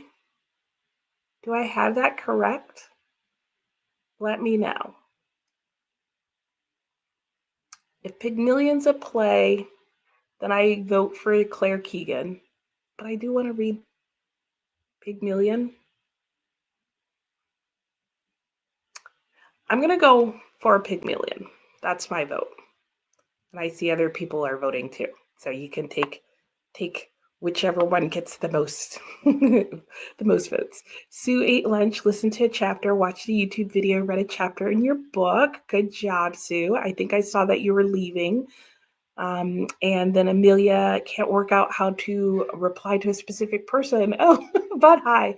Oh, if you do the @ sign and then what their handle shows up as in the chat, it should highlight it for them. It won't highlight it for you, but it will highlight for them. So, like, I think it was Alex who made the comment. So if you put @ stay at home reader, it'll highlight your comment for her so she'll more easily see it. And Amberly, the cabinet. Oh, it's not a novella. Okay, I don't know where I got that from then. And you started it last week, so you were already almost done. Okay, nice. I'm glad you're enjoying it. And Kristen always votes for Claire Keegan. Yep, and I did see this. I hope you are able to take a nap, Sue. And ooh, another vote for Claire Keegan. Cherie, back from the doggy park. Yay. Oh, and finished. Oh, and 4 stars. Nice. I like it. And yes, it is a play. Yeah, I'm still gonna vote for Claire Keegan. Pygmalion. It's a play. Losing Eden. Ooh, it's nonfiction. Oh, now I'm gonna stick with Pygmalion. And there you go. Kathy votes for it as well. Sophia got a load of laundry in, read 20 pages of Three Musketeers, sitting in it by an open window, even though it's cold for some fresh air.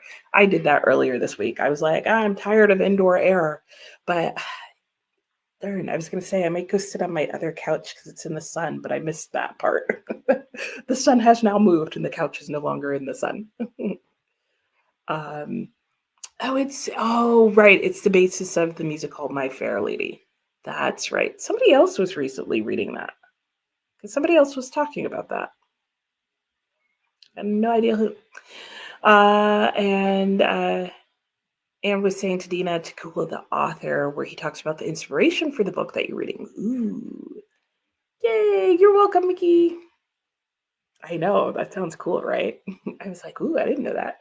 Hey, Sue, how are you doing today? I hope you're doing well. Let us know what you're up to and what you're reading and the like. Okay, so what am I going to do during this next sprint? I'm going to eat lunch, even though it's 3 o'clock and super late, because I clearly shouldn't have had that, like, early afternoon snack. That definitely played games with me. So I'm going to eat lunch, and I probably have some other stuff on my must-do list that I need to get through, and then I will come back to reading American Gods, which I just noticed my snowman kind of matches my book today. How cute is he? And then Lynn was voting for Pygmalion because it rolls off the tongue. Very nice. I approve. But I'm sure it sounds like either way, Pygmalion or Claire Keegan are everybody's votes. Probably because not many of us know about the other book. Sweet and Sour Chicken. Oh, that sounds so good, Angela. And finished book 4 and began book 5. Yay! You're on a roll with the Chronicles of Narnia. How many books are there? There's like 7? Is that right? Or is there like even more than that? Anne's got to take out the recycling. Good deal. I need to do that tomorrow, which means I need to empty all the trashes. So I should probably do that today. All right. Well, I think we're all ready to go back into another sprint. I will just let it finish counting down. So you will hear a bing in 30 seconds, but it's just taking us back into our next hour-long sprint. And yeah, I'm going to eat and maybe I'll start taking down the Christmas tree. We were going to try and do that before we left on vacation. Totally didn't happen. So now it's still there. And okay, there are 7 books in the Chronicles of Narnia. That's what I thought. Why can't I get the highlight to work? I saw that. And if you read Pygmalion, check out Madeline Miller's. Oh, yeah. I didn't realize it was based on that. All right. Let's go back into our next sprint. I'll see you all in an hour. Happy sprinting.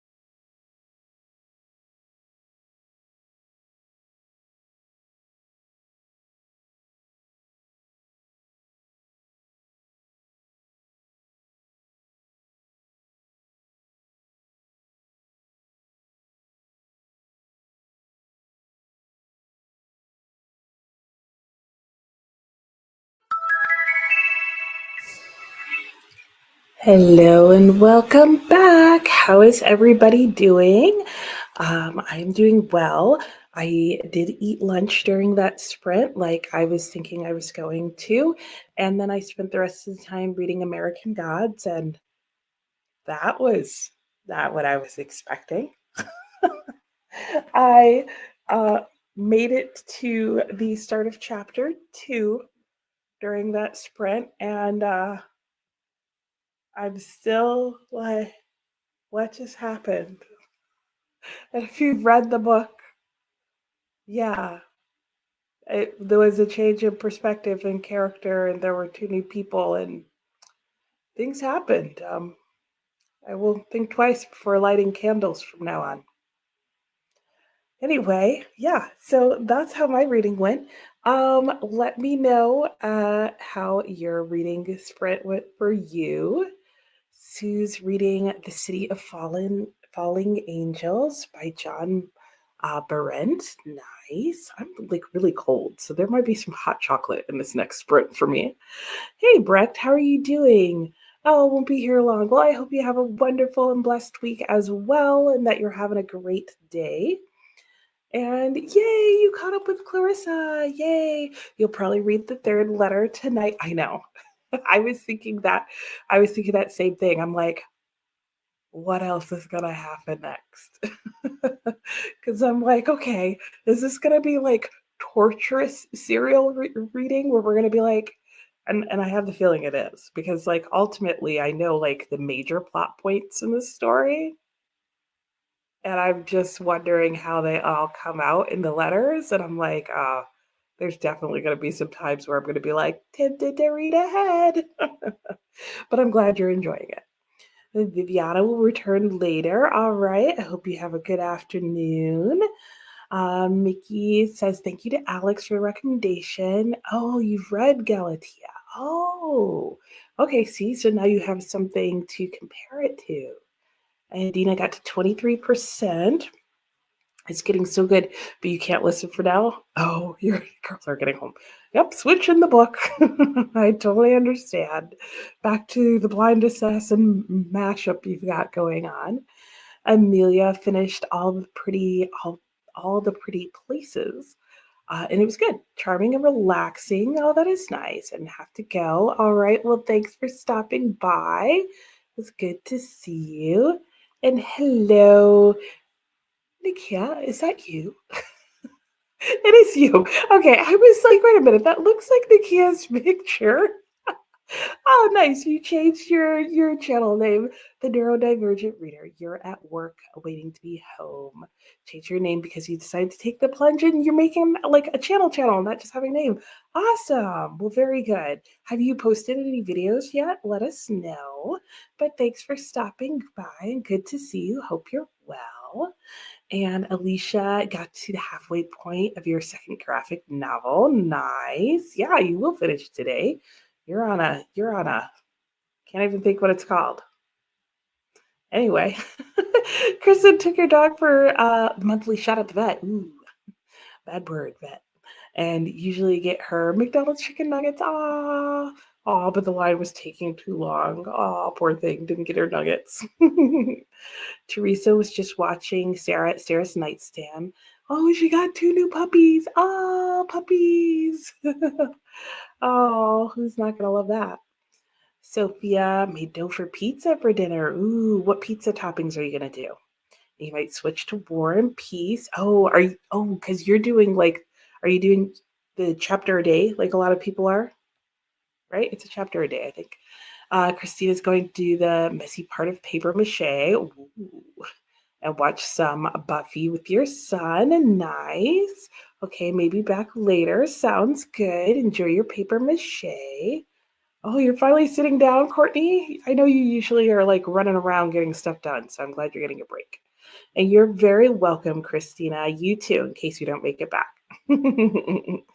And yes, thank you for the reminder. I do need to go and check my laundry. And if you need to do that as well, good reminder to do that, as well as hydrating, button smashing, and subbing, and ringing, and all the likes.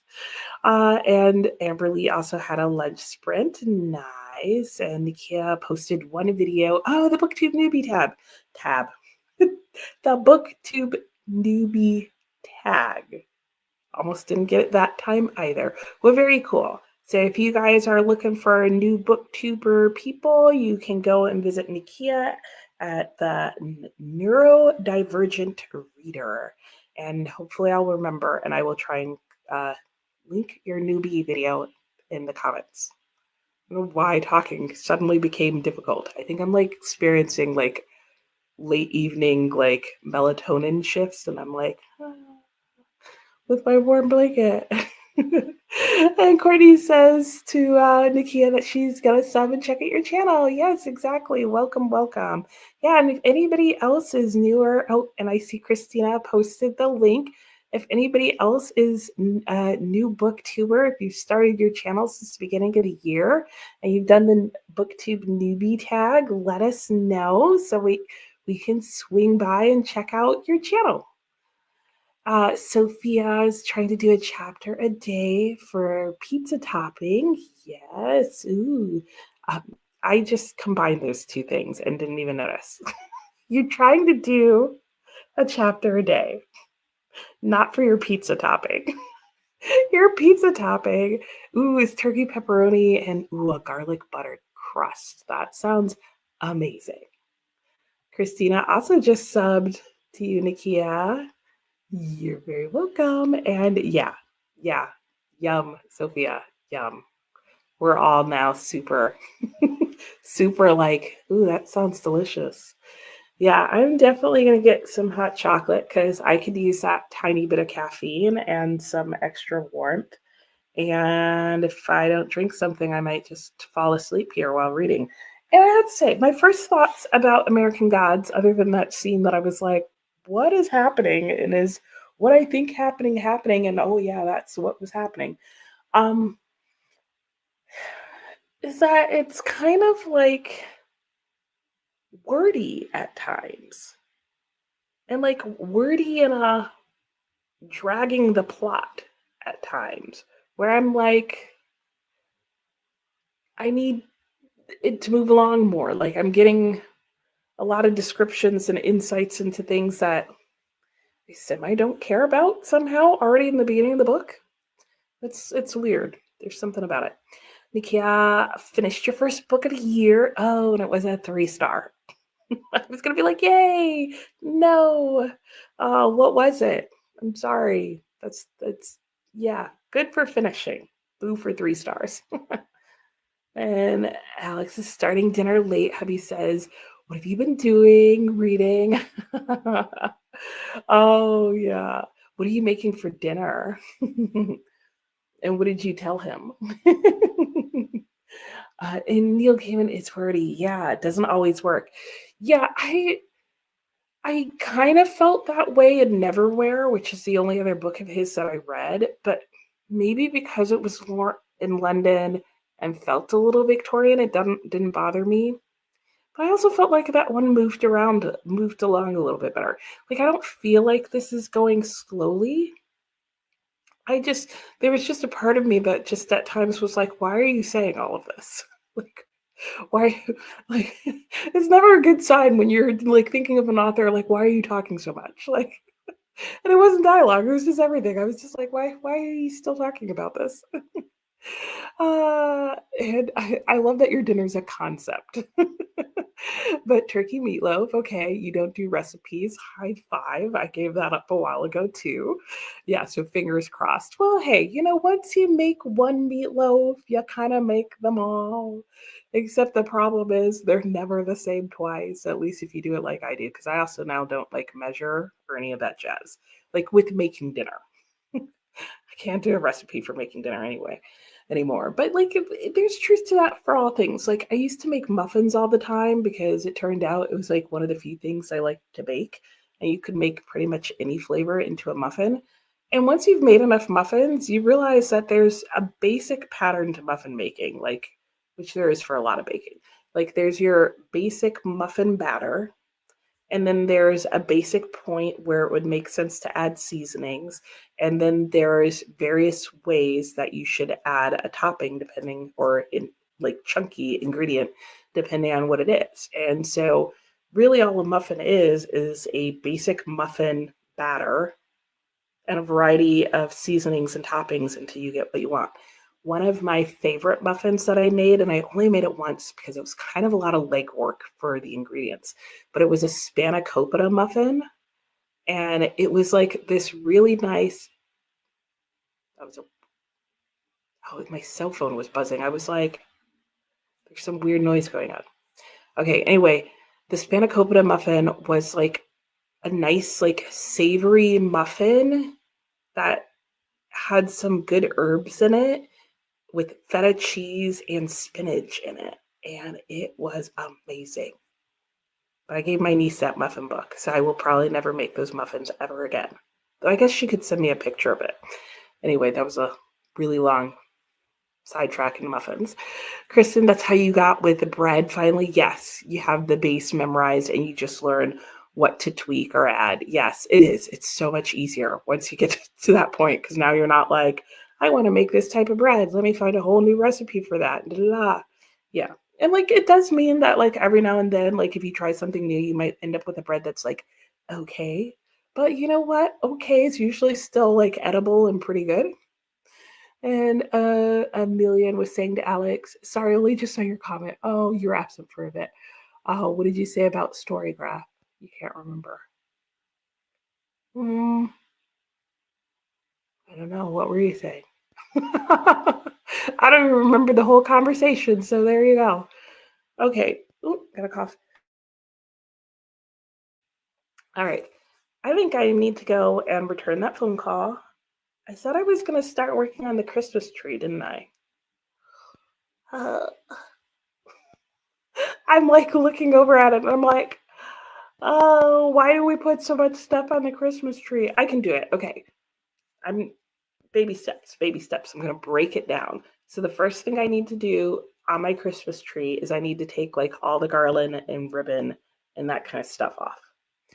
Okay. So I'm going to do that. I'm going to make that phone call or return it or whatever it is. Make sure there's nothing else I'm forgetting. Switch over the laundry.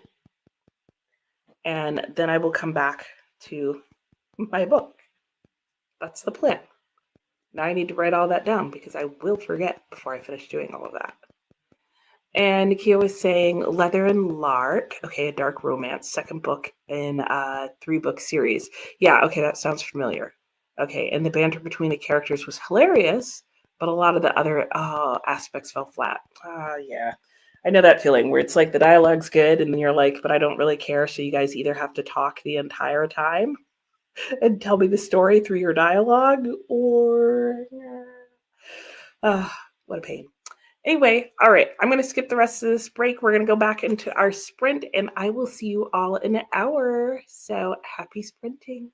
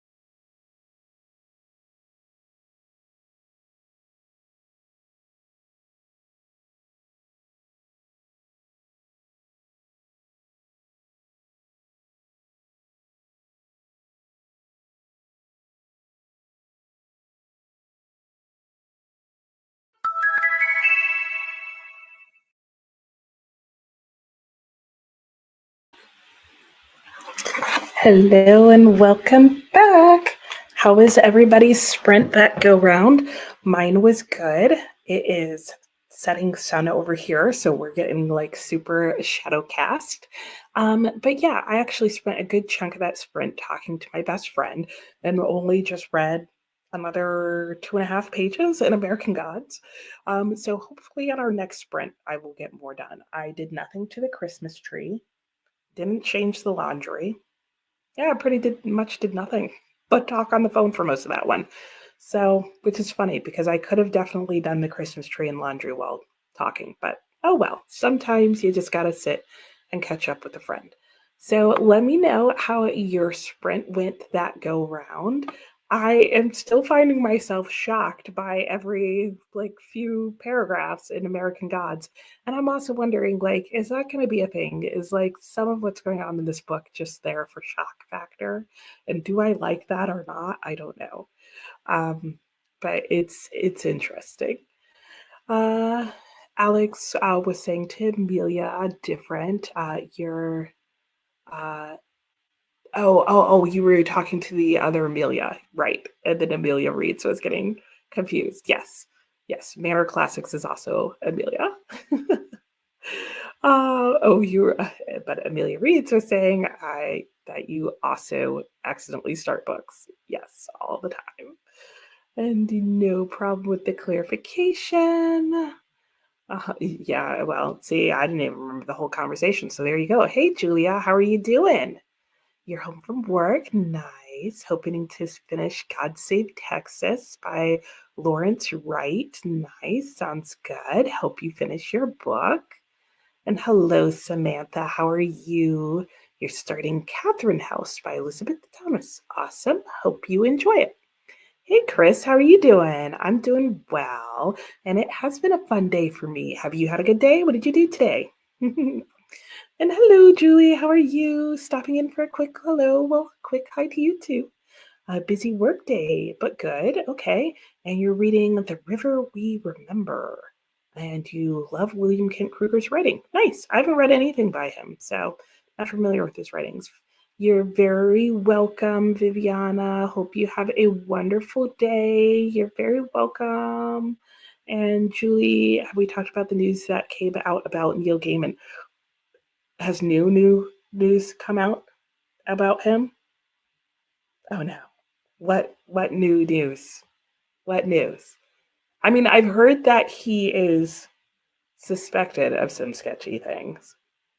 And I generally try to stay with suspects of all kinds, innocent until proven guilty. Though some people, let's just say, will make themselves look very guilty. But has more stuff come out? And to some extent, until I know details and can decide myself, like I just can't go on the like if we didn't separate the artist from the art, we'd have to stop listening to music and art and reading, and there would be a lot that would be gone. Probably most everything. Um, so I separate myself mainly by just not hunting things down.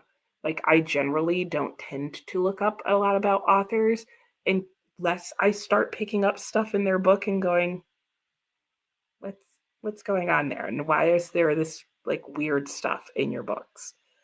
Um, but yeah, I don't know if there's new news that you want to share. Let me know. But I know very little news about what's going on. But I don't have a problem with people talking about it. Alicia, you finished your second graphic novel. Now moving to your Arnaut Jessica Arnaut book. I almost remember it. Amelia's updating your reading journal. Nice. Sophia worked more on pizza. Ooh, now it's rising. That's fun. And read some War and Peace. A little confused by the amount of characters. It gets better.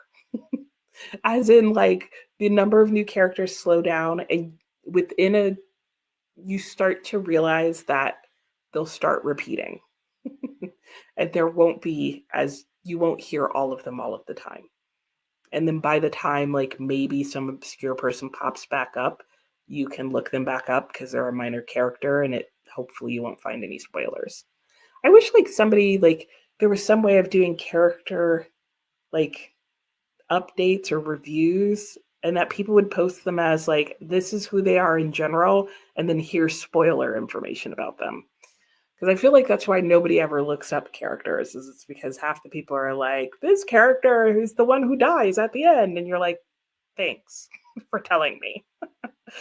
Hello, Textiles. How are you? 78% into an audiobook. You just started a new book and on page 16, and you love American Gods, and you've read it a few times. Very good. What did you like about it? Non-spoilery version. Alicia also needs to start dinner. Angela didn't accomplish a single thing. It's really I love that. It's hard to get things done while napping. That's true. I generally have found that to be true. Elky's so tired. Oh, you got that warm flush feeling. Oh, yeah, you get when you're sleepy. That was me at the beginning of the last sprint. I was like, so cozy, could just. Oh my gosh. Mickey is studying your third short story. Nice, going well. And yay, I'm glad that the votes worked out. And you'll start Pygmalion tomorrow. There you go. You can never read too many books at once. True. And hey, Tony, catching us up. And you're on page 282 of Rebecca. Nice, you've gotten far today. And having a great time. Can't wait to see what happens in the final third. I know.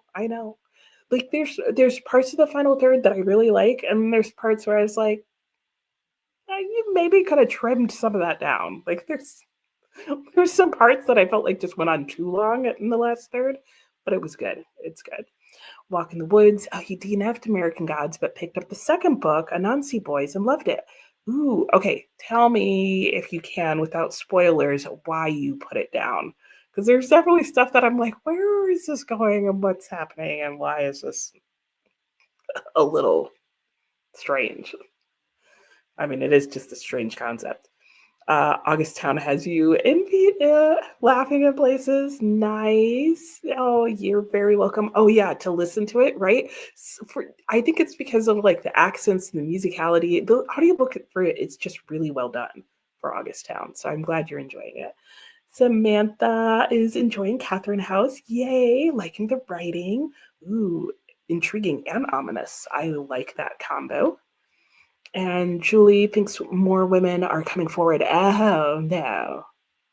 Oh, so it's in the news again? Yeah, well, yeah, the innocent until proven guilty. That's just because, in theory, in the US, that's how the justice system works. And I find I do occasionally have to remind myself that. So I withhold judgment as much as humanly possible because, like, sometimes if you watch a lot of news, it's not that possible because you just hear stuff like this and you get more info and, you know, because it's one of those, it's like, well, if somebody's on trial, you want to believe them or not on trial. You want to believe them innocent until proven guilty, but you also don't want to disbelieve people who are saying they're victims. So it's a hard road to cross and combine. So sometimes I just try to stay like, especially for like celebrities and individuals, to stay like out of it until there's a verdict and then go back and like look into it if I care that much about somebody. Like general celebrities, not so much so. Authors, it's like, okay, let me go back once the dust has settled and looked. But like I know it's super controversial and honestly, I don't know that I'll ever be a Neil Gaiman fan, but I own the book. So, and I owned the book before like all of this jazz came out.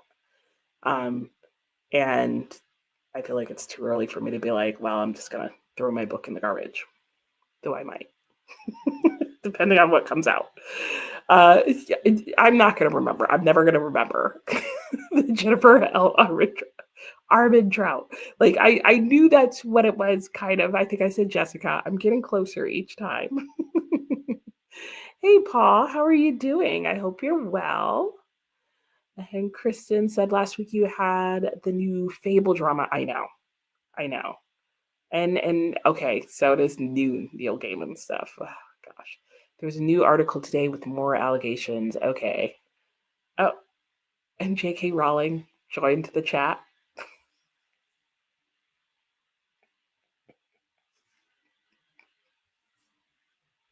Why? Like, sometimes I feel like this is what social media does to people is it makes them talk and share what should be indoor thoughts, like inside their brains that should never come out. But then I'm like, maybe it needs to come out so we really know.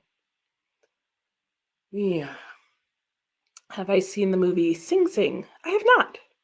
Have I? What is it about? I don't think I have.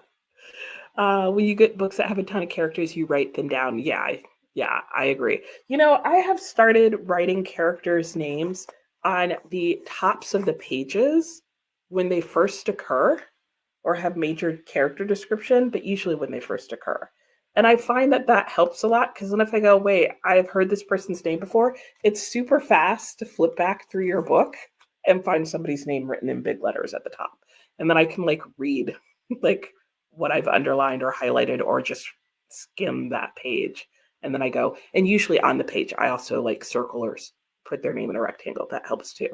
And if I didn't know other annotation in a book, if I decided to write in the book, that's the one thing I would do every single time. Because especially like War and Peace and books like that, it's so helpful. Hey Jamie, how are you doing? You finished your audiobook? Chapters, book 16 rather, an Inspector Gamache series. I'm sure I'm saying that last name wrong. And started an arc, Babylonia. Ooh, what's Babylonia about?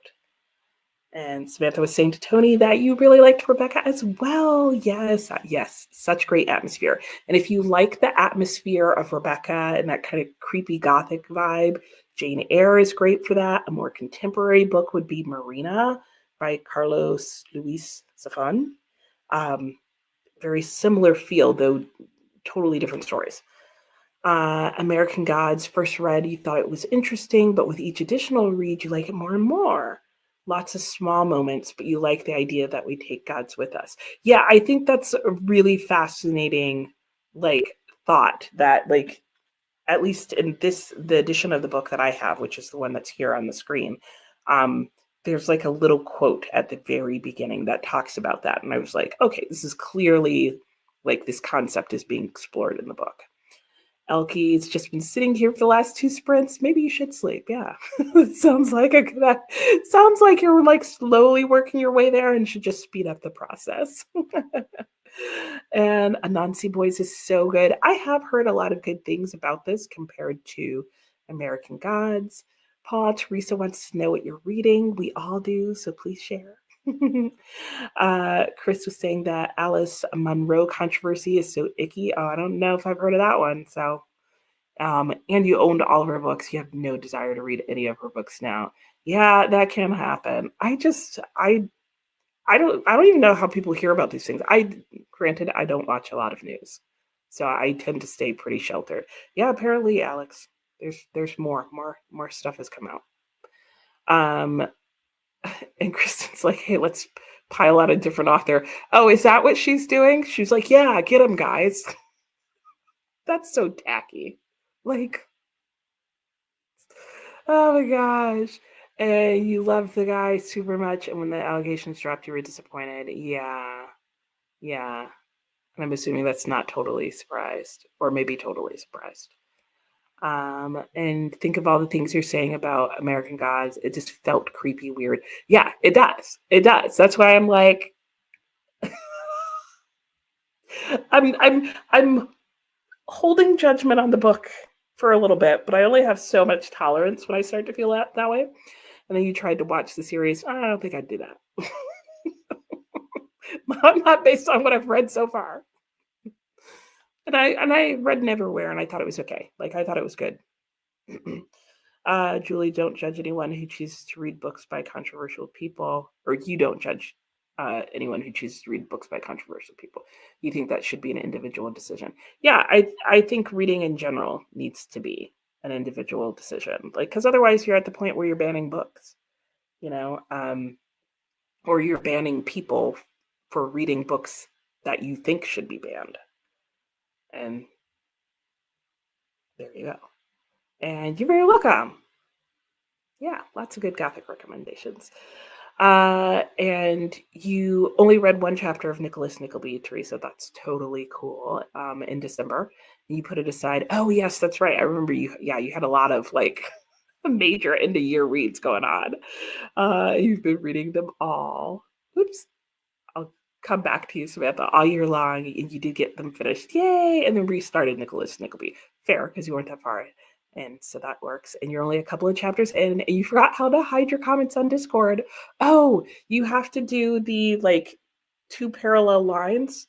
You have to do two parallel lines, write what you want to say, and then another two parallel lines. So your sentence should be squeezed in between the equivalent of my fingers. And to do the two parallel lines, you have to press the shift, hold down shift while pressing the button that is in upper right of your enter key. That's where you'll see the parallel line. So hopefully that was a helpful explanation. Like I can tell my camera's like, put more light on yourself, girl. So I'll do that during our next sprint. You missed the start of the sprints and you're also new here. Oh, and it's a special occasion for the extra long sprints. No, it's not. I have sprints this long every Monday that I am around. So 9 a.m. to 9 p.m. every Monday. So I'm glad to have you with us, Samantha. And I don't know why. Maybe we have another Samantha as well, but I thought you'd been here before. So welcome, welcome, welcome. Nice to have you here, and thank you for chatting and participating. Hey, Stormy, you're back. How was your coffee? How was your day? What did you do? Are you sprinting tonight? Who's sprinting tonight? And Jamie Babylonia is so far is a YA novel. Okay. Oh, along the lines of Circe. Okay. And all the other retellings. Nice. Not sure which one it's about. Okay, but Aphrodite's temple is involved. Ooh, sounds good. Hopefully it's good. And Diana, you enjoy Neil Gaiman, Cormac McCarthy, J.K. Rowling, just bought an Alice Munro book, and will continue to read them. Yeah, yeah. And that's the choice that you've just got to make as a reader is like how much is too much and what is too much and what do you do? There's a book about that too. I think it's called like Monsters or something like that. That has to do with that whole idea of like, what do we do with the fact that like people can create amazing art, but be not amazing people. Okay, not totally surprised. Okay, you started thinking about all the times in this book that you've been like, okay, that's a lot of attention to the female body. Yeah, yeah, exactly. Yeah, I won't say the word because I don't know if people have this on with children in the background. But yeah, I was like, this is an interesting concept, but weird and okay. Like, this is getting, like, I don't like to feel like I'm in somebody else's particular fantasy, if you know what I mean. There's times where I'm like, I know the narrator is not supposed to be the author, but sometimes it feels like it is. So you weren't totally surprised that, yeah, I don't even want to like connect the two because I just read that scene not long ago. So we're just going to move on. Brennan went to the store and ate McDonald's for dinner, and now you're trying to read a romance. Nice. Hope you enjoy it. No, not the bracket. So if you know where the brackets are, there's a button to the right, your right of the where the brackets are located. So let me put it this way. If you put your finger on the letter P on your keyboard and go 1, 2, 3 buttons to the right, that button has a vertical line. And you put 2 of those lines, so you have to do it twice, write your sentence, and then 2 more. But yes, I see what you're saying. Yes, you bracket it with the 2 vertical lines. Yes, I'm sorry. Yes. If you keep, nobody's going to shame you if you keep showing spoilers, because clearly I can't even explain how not to do it. And really, you would think that Discord would have somewhere where they would explain that more easily. And so exciting. You definitely will join more then. Yay! Love to have you. And are you excited for Canada Reads this year? The long list looks so good. Ooh, I've never followed. That's one that I've only just recently heard of. So, and it sounds like their long list is already up. So I'm gonna have to check it out. And Elkie says, welcome to Samantha. It is a great community here. You guys make it great as much as anything. Yeah, we have a good time. And Canada's our longest. Ooh, but there's people. I'm definitely gonna have to check it out then. Okay, let me see how many more comments do I have. Can we get to the bottom? Maybe. Day was good. You enjoyed your coffee, uploaded a video. Oh, wow, you got lots done. Okay, and Sarah's hosting tonight, but you'll be on with her. Yay! So there's another one to go to. Chris, you don't think you can connect with someone's material. Um, you don't think you connect, or you don't think we connect. Maybe we do need to just go to a thread so I could get my mind together. Um, yeah, sometimes the worst people write the most tame content. Yeah, it's so true. But then it also feels like that much more icky sometimes when you find out like who they how they really are. And you get it now. Okay, good.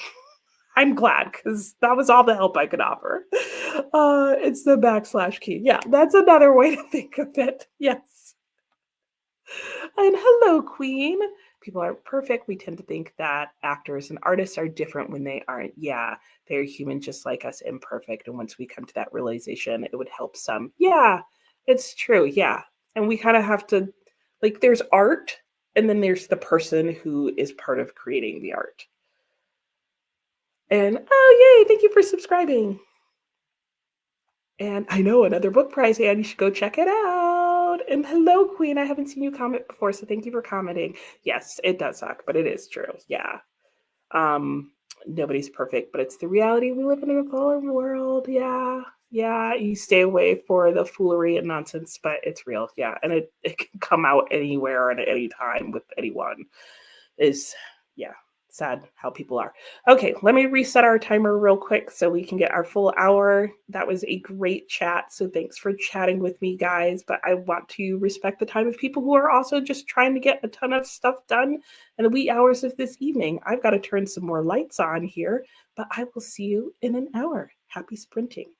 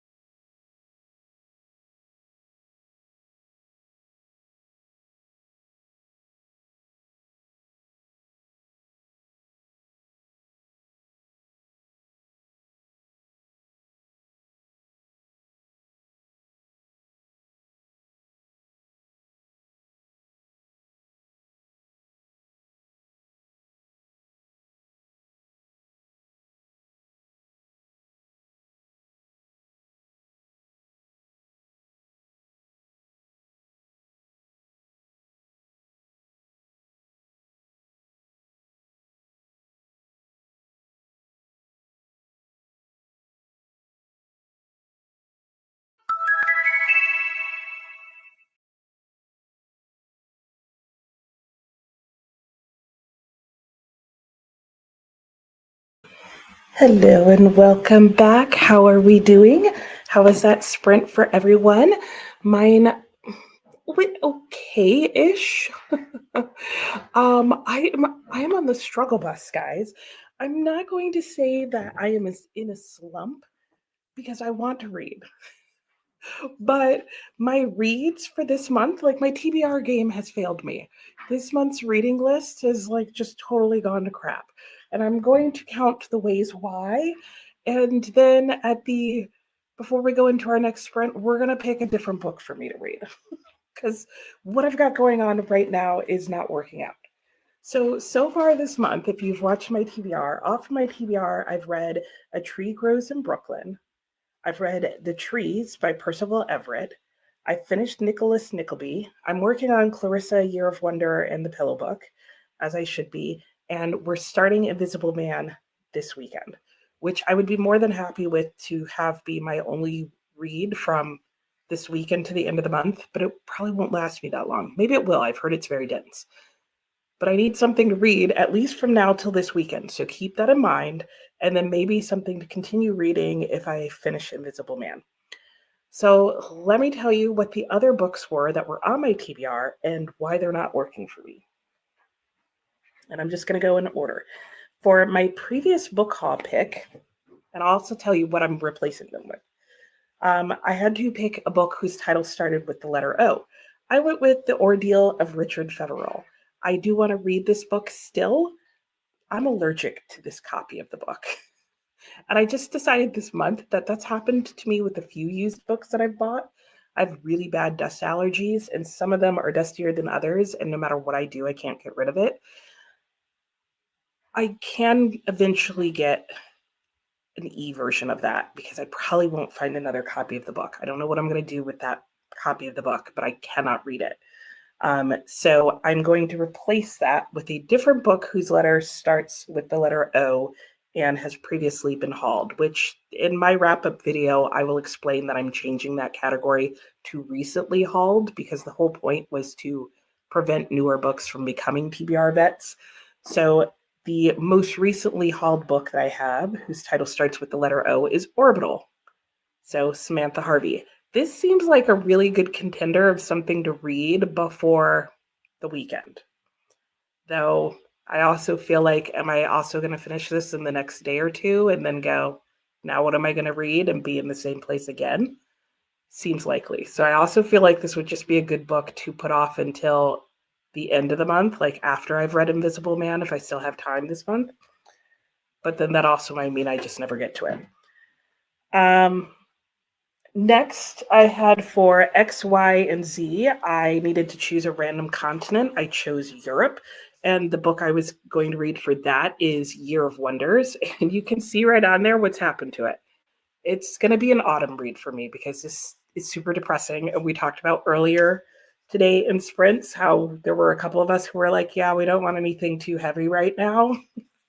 And this was going to be way too heavy. So that's just going on my shelf, and I'm marking it so I know not to pick it until autumn. So that book is being replaced by the only other choice that I had in that category. And some of you are going to say, Nicole, just pick a book off your shelf. I can't do that. You see, I can't even choose from these 4 books. I'll be like sitting here contemplating for the rest of my life. The other choice was You Shall Not Kill, which I could read as much as I could get to before this weekend and then finish it after Invisible Man or carry it over to February, which seems likely. So that's now going to be on my TBR. I don't know what's going on with American Gods. Like I'm honestly getting into it, and the story's picking up, and I just don't care. That's what's going on. Is I'm just not caring about the plot. I'm like, okay, I see where this is going to go. There's something interesting and mythical going on, but I don't care about everything else that's going on, and I don't think I'm going to care about it enough to want to have what is being hidden revealed, if that makes sense. So that was supposed to be a TBR vet that started with the letter A. That is going to be replaced with the next oldest book on my TBR list that starts with the letter A, which is Almanac of the Dead. And I guess I'm not sharing what any of these books are about. This is about, why is this also about drug dealing? Why are all my books that fit this prompt have to do with some sort of drug dealing or thieves or people? But anyway, it takes place in a world in which the needs of modern America exist in a dangerous balance with Native American traditions. I've heard this is kind of like what America could have been like if the Native Americans had like defeated the colonists, something like that. Um, this one is Life of Three Friends and how they sort of flee Spain after the Spanish Civil War. And Orbital just won the Booker Prize. Maybe you know about it. I had a unicorn pick, so I'm going to pick another unicorn pick to replace Evelina. Evelina, I had no problems with reading other than I read the first letter in here and I was like, there's no way I'm going to keep this book and Clarissa straight because the people in here have similar names to the people in Clarissa. So I was like, okay, that's going back on my shelf. And yeah, I might, I don't know. So one of those books was also supposed to be a unicorn pick. So here we go. What's the other option I have? I don't know. Let's find out right now. Didn't know you were getting into all of this, did you? And then I'll get to your comments. Don't worry. But your comments can partially be, which of these books do you think I should pick up next? But you need to find out what the last one is. And the last choice is going to be, Dead Souls by Nikolai Gogol. That one is supposed to be about a man who is walking around Europe claiming people's dead bodies, but nobody really knows what he's doing with them. Russian lit. Let me go get it. Well, Ukrainian lit. Well, Russian lit, but his mom was from Ukraine. Let me get that book and then I'll show them.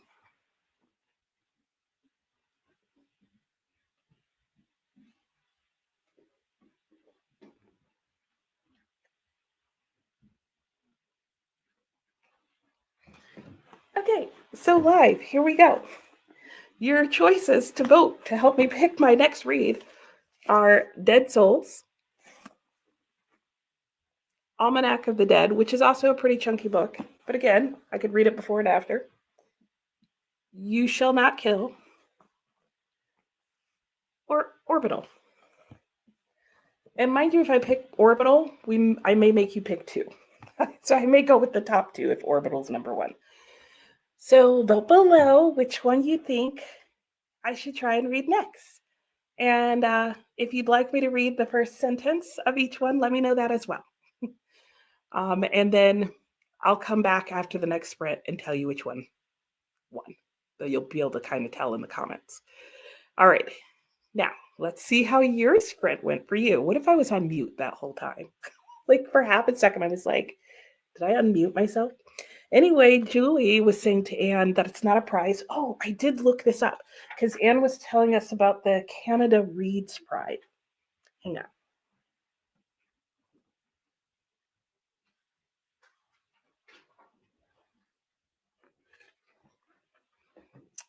I don't have my stuff together. Can you tell?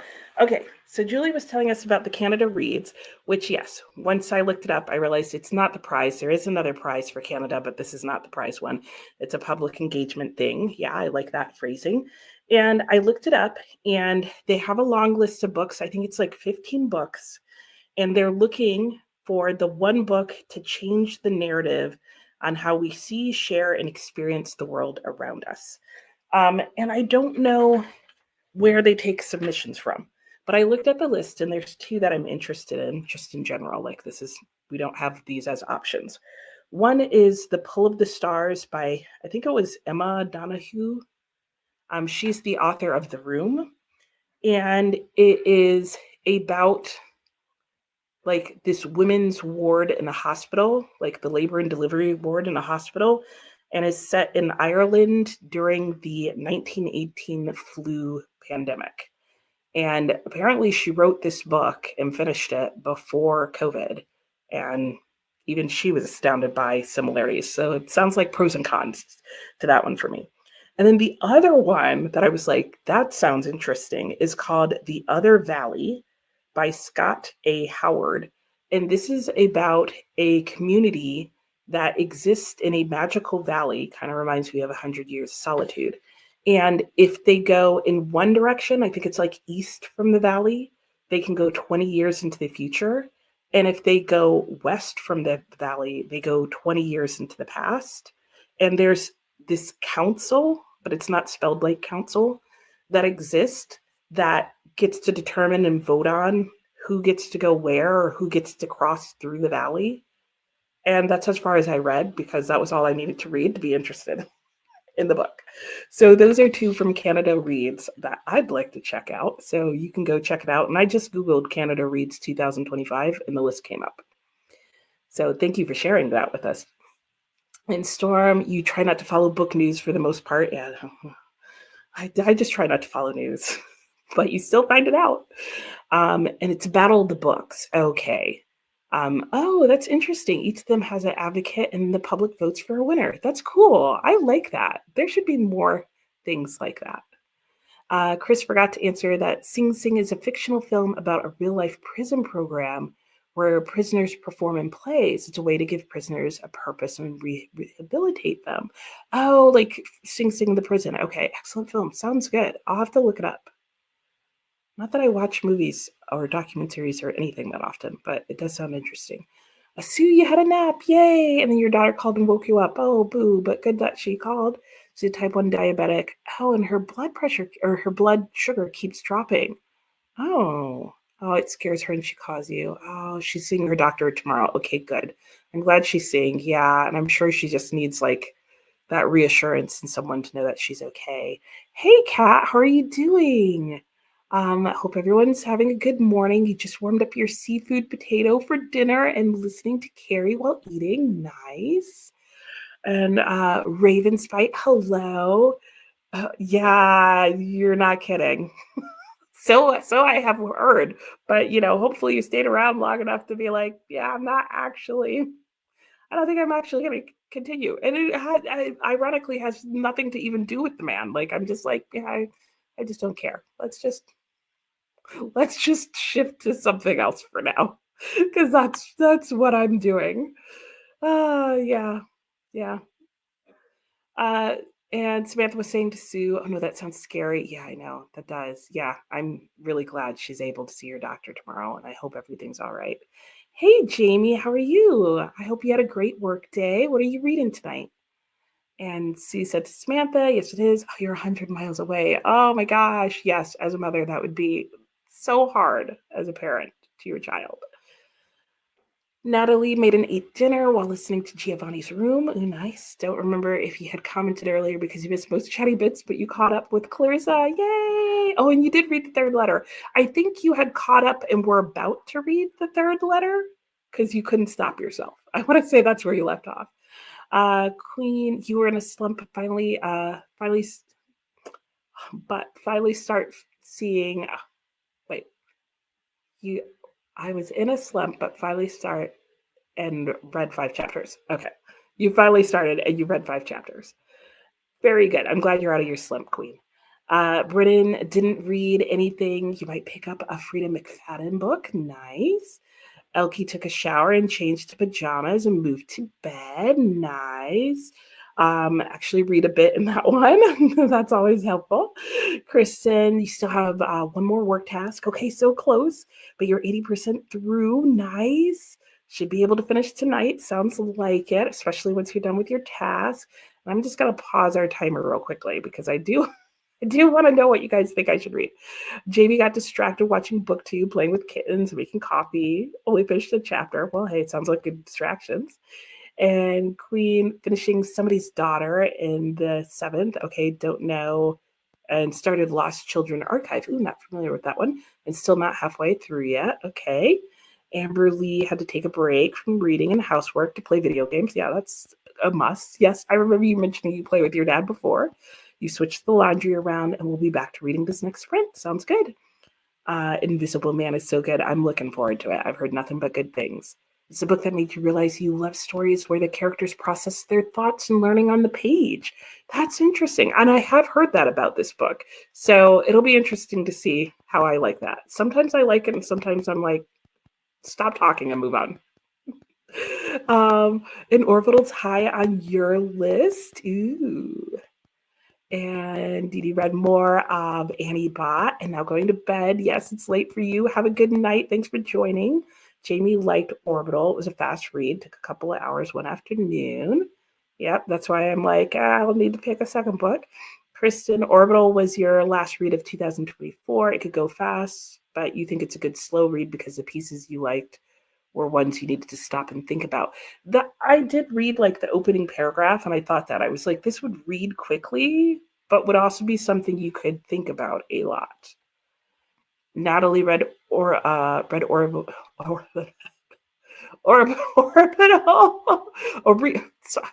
I didn't even start your sentence correctly. Read Orbital so I can hear your thoughts and decide whether to bump it up on your TBR. Okay.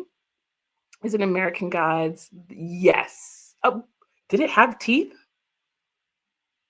I didn't even catch that part. But there was like, it was like a mouth. Yes. You think you tried to read it, but DNF'd it. Yeah, it's going in that direction for me. Just like I said, like at this point, just because I'm like, I don't know that I really care about any of you guys. JB really enjoyed the audiobook. It took you so many rereads to work out the con that Wednesday is running. See, this is the thing, Jamie, is there's clearly a con. There's like, he's a hustler, just like the other guy said. And I'm like, I don't know if I care what your hustle is. And then if it's hard to figure out what the hustle is, okay, Sue for Orbital. Sue's actually the only person who's voted so far, guys, but I'll assume that all the other words were for Orbital, except for Jamie saying Dead Souls or Almanac for the Dead, since you have a need to read both this year. Yeah, Dead Souls does sound interesting. No more collecting bodies for True, Alex, true. I didn't think about that. Do I want to follow and figure out what else is going on with bodies? That's a good point. Okay, more votes for Orbital. Okay, I think Orbital's winning, except, Mika votes for Orbital for the same reasons as Natalie. Read the first sentence of each book. Okay. Yes, thank you. I'm glad that you're enjoying it. Okay. So some for read the first sentence. The pull of the stars. We can't vote on the pull of the stars. I don't have it. That's just one I was just sharing. Sounded interesting to me. And hey, Lisa. Lisa votes for Dead Souls. Walk in the woods. You're feeling better. You have a low grade fever. Oh no! So you're really getting sick. Oh, that's not good. So it wasn't just like a passing thing. I hope you feel better soon. Teresa's for Dead Souls. I'm going to have to go back and count, guys. Yeah, no, I don't think it is either. And Christy's been lurking. Hello, Christy. How are you? You started Murder Road by Sloane St. James. Ooh, and should finish in the next sprint. Awesome. Well, we'll get back to that in just a second. But good job, Christy. And Catherine finished 67% of the wedding. Nice. Also ate dinner. Good job, Catherine. Your nephew challenged you to a reading competition. That's fun. So you need all the reading time. He's 11. So you can't let him win. Yeah, no, absolutely not. And Julia, no. Another hold came in. Oh, how many do you have going right now? When's the first one being snatched back? Thank goodness for Storygraph Pause. Yes, right, exactly. I love that new feature. And Jamie's reading a YA mystery called True Blue. Ooh, nice. Ooh, from a little free library. Hot tea and bundle up. Ooh, yeah. Yeah. Ginger, too, because I think it was a stomach problem. Alicia's still lurking at the moment, getting dinner and putting kids to bed. Sounds good. You DNF the Valley book you were talking about. Which Valley book? Oh, Valley of Wonders. You were reading it and you DNF'd it? Yeah, to me, it was just going to be like slow and sad. I didn't mind the slow or the sad. I was like, it's just bleakness of winter. I don't think I can do slow and sad. Dead Souls is not long, so if you read Orbital, you could probably start Dead Souls as a follow up. Oh, yeah, that's a good point. And Amelia, you're on your way to the first 5-star read it here. Yay! That would be super exciting. I hope so. And you think you don't remember? You could have just been distracted when you tried the audio. Well, I mean, I don't feel like it's a book that would be fast paced, so I think that's fair. And you totally agree with Julia. Storygraph gets better and better. Absolutely does. I absolutely agree with that. Okay, so I'm going to go back and tally up all the scores because it was pretty close between Orbital and Dead Souls. And worst case scenario, well, yeah, I think I'm going to do both because you guys basically didn't vote on any of the other ones. So I will do both. And I will probably start, well, when we come back, I'll read the first sentence of both and then I'll tell you which one I'm going to start with. But I will have time to read both now that we have made that point. So, yay! So, one of these two will be the next book that I pick up. But we'll find out which one when I get back. It'll either be about Dead Souls or orbiting the Earth. Interesting combination. Anyway, let me get us back into our sprint. And I'm going to go have dinner. And I will see you all in an hour, which will be 8:15. So we'll have this sprint and then we'll do one more full one. So we'll go a little past 9 if you're able. Well, that's not helpful. I actually need it to start over in an hour. Glad I watched that. Oh my gosh. All right, there we go. There's your timer. I'll see you in an hour. Happy sprinting.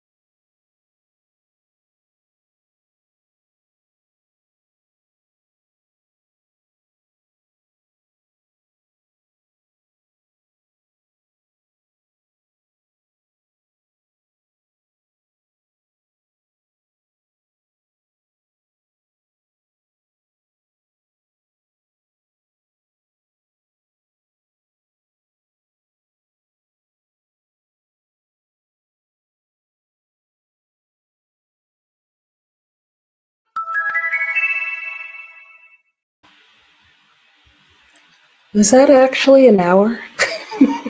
Anybody else feel like that? All right, let's get to it. So we went to a break. I ate dinner during that break, and I did read the first little bit of both these books, and I think I'm actually going to like both of them. So no regrets in like ditching half my TBR this month. But I also went back and counted the votes, and I think they were even. I may have missed some. I don't know because some people commented on Orbital, but they were just commenting on it because I showed it and not necessarily voting for it. So I think they got the same number of votes. So I am going to read like maybe the first paragraph. The first paragraph in Dead Souls is much longer. So the first paragraph in Orbital and some of the first paragraph of Dead Souls real quick, and then you can vote after that again which one you think I should read. One of them has to win. I need to know. Tell me what to read. Okay. So the opening of Orbital, chapter one. Is it chapters? I don't know, but it says orbit -1. Rotating about the Earth in their spacecraft, they are so together and so alone that even their thoughts, their internal mythologies, at times convene. Sometimes they dream the same dreams of fractals and blue spheres and familiar faces engulfed in dark, and of the bright, energetic black of space that slams their senses.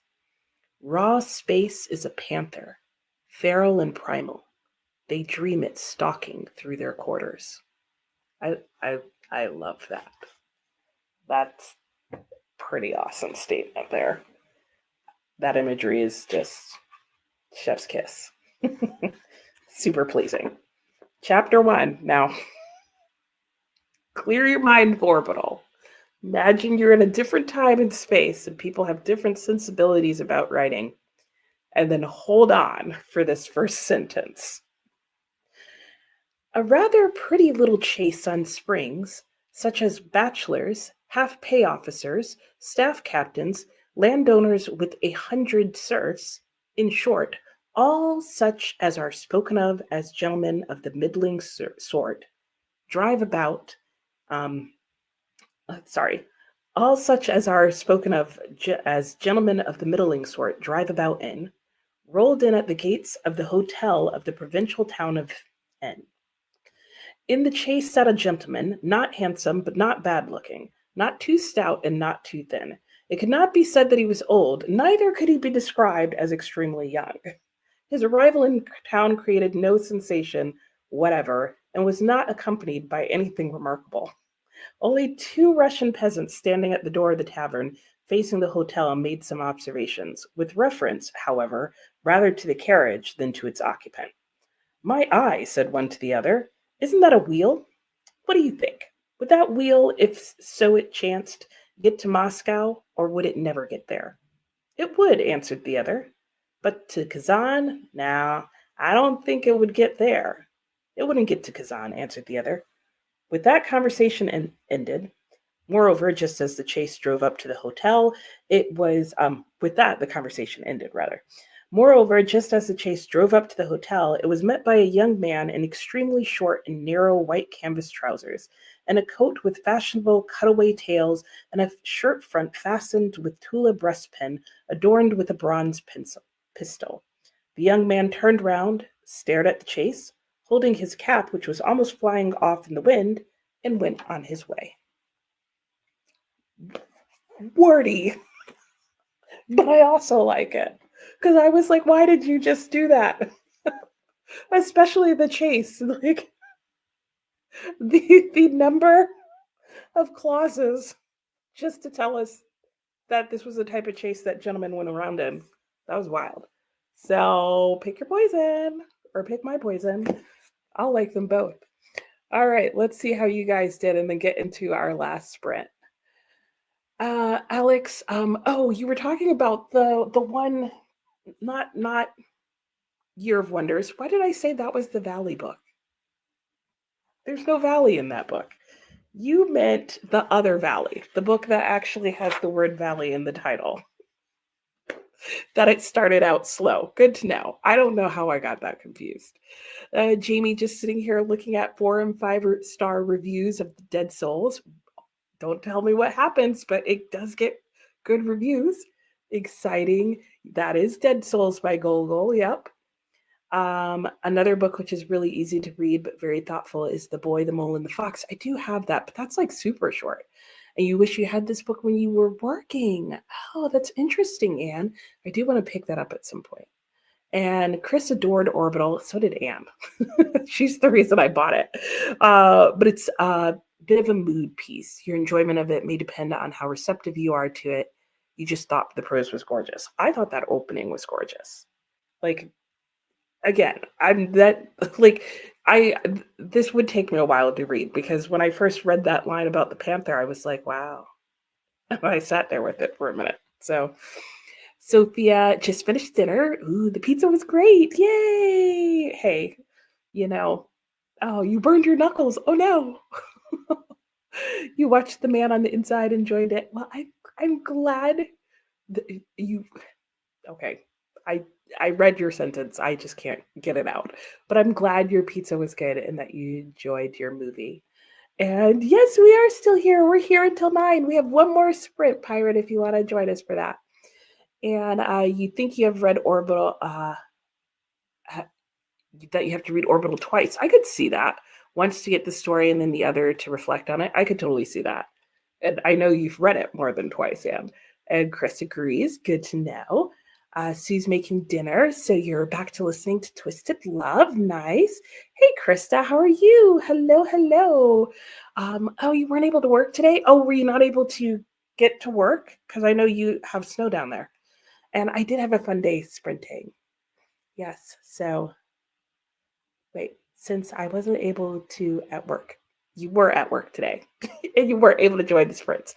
I'm struggling to read sentences today, Krista, but I hope you had a great day at work and thanks for stopping by to say hi. And you think people who disliked Orbital tend not to be reflective readers.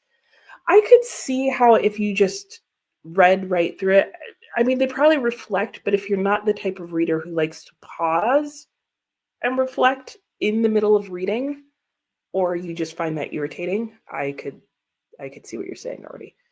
And I'm gonna cough again. Kathy just made a doctor's appointment for, oh no, sinus ear infection. Oh, I hope you get better soon. Reading A Beautiful Blue Death with some tea. I hope your tea helps. But yeah, hopefully you're able to get in very quickly and feel better soon. And hello, Rosie. How are you? We're reading all sorts of things. I'm trying to decide what to read. So you can help by voting, Rosie, because we need a tiebreaker. It's between Orbital and Dead Gogol. Dead Gogol. My gosh. Dead Souls. So either of these two books. Read the titles for yourself since I clearly can't. And I will probably read both of these for the end of the month. So it's really voting on which one I'm going to read first. And hello, Salties. How are you? Welcome, welcome to you and Rosie. You're reading ACOTAR. Nice. Is this your first read? Are you reading it to get to the new book that's coming out? Tell us the deal.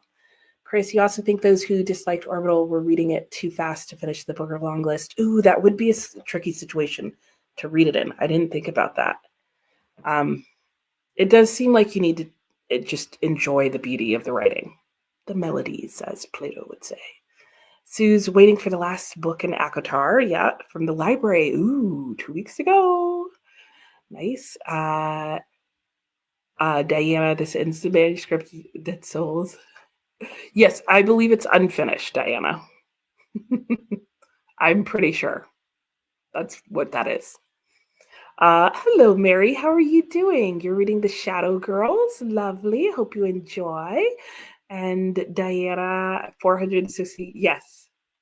Meant to be part 1 of 3 parts. Yes. Yep. Kathy worked on planning for the week and scheduling volunteer hours, half hour cleaned during this sprint. Nice. Half house, half volunteer. Again, you guys can read what it says because clearly I can't. Maybe it's because I'm trying to read what's actually on the screen, and the screen for me is like yay big.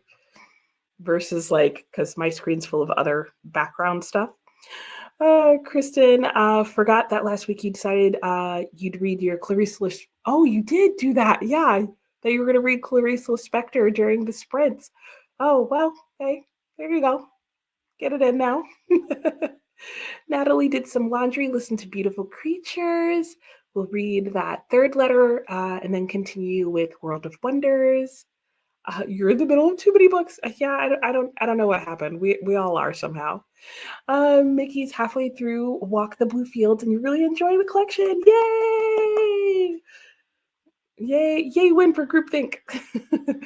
Kristen was saying to Mickey, you haven't actually read Walk the Blue Fields yet, but have read almost everything else by her. Yeah, people seem to love Claire Keegan, so I totally get that. I haven't read anything by her. Brennan got distracted, so didn't read anything. Cool. You got one more sprint to get stuff in.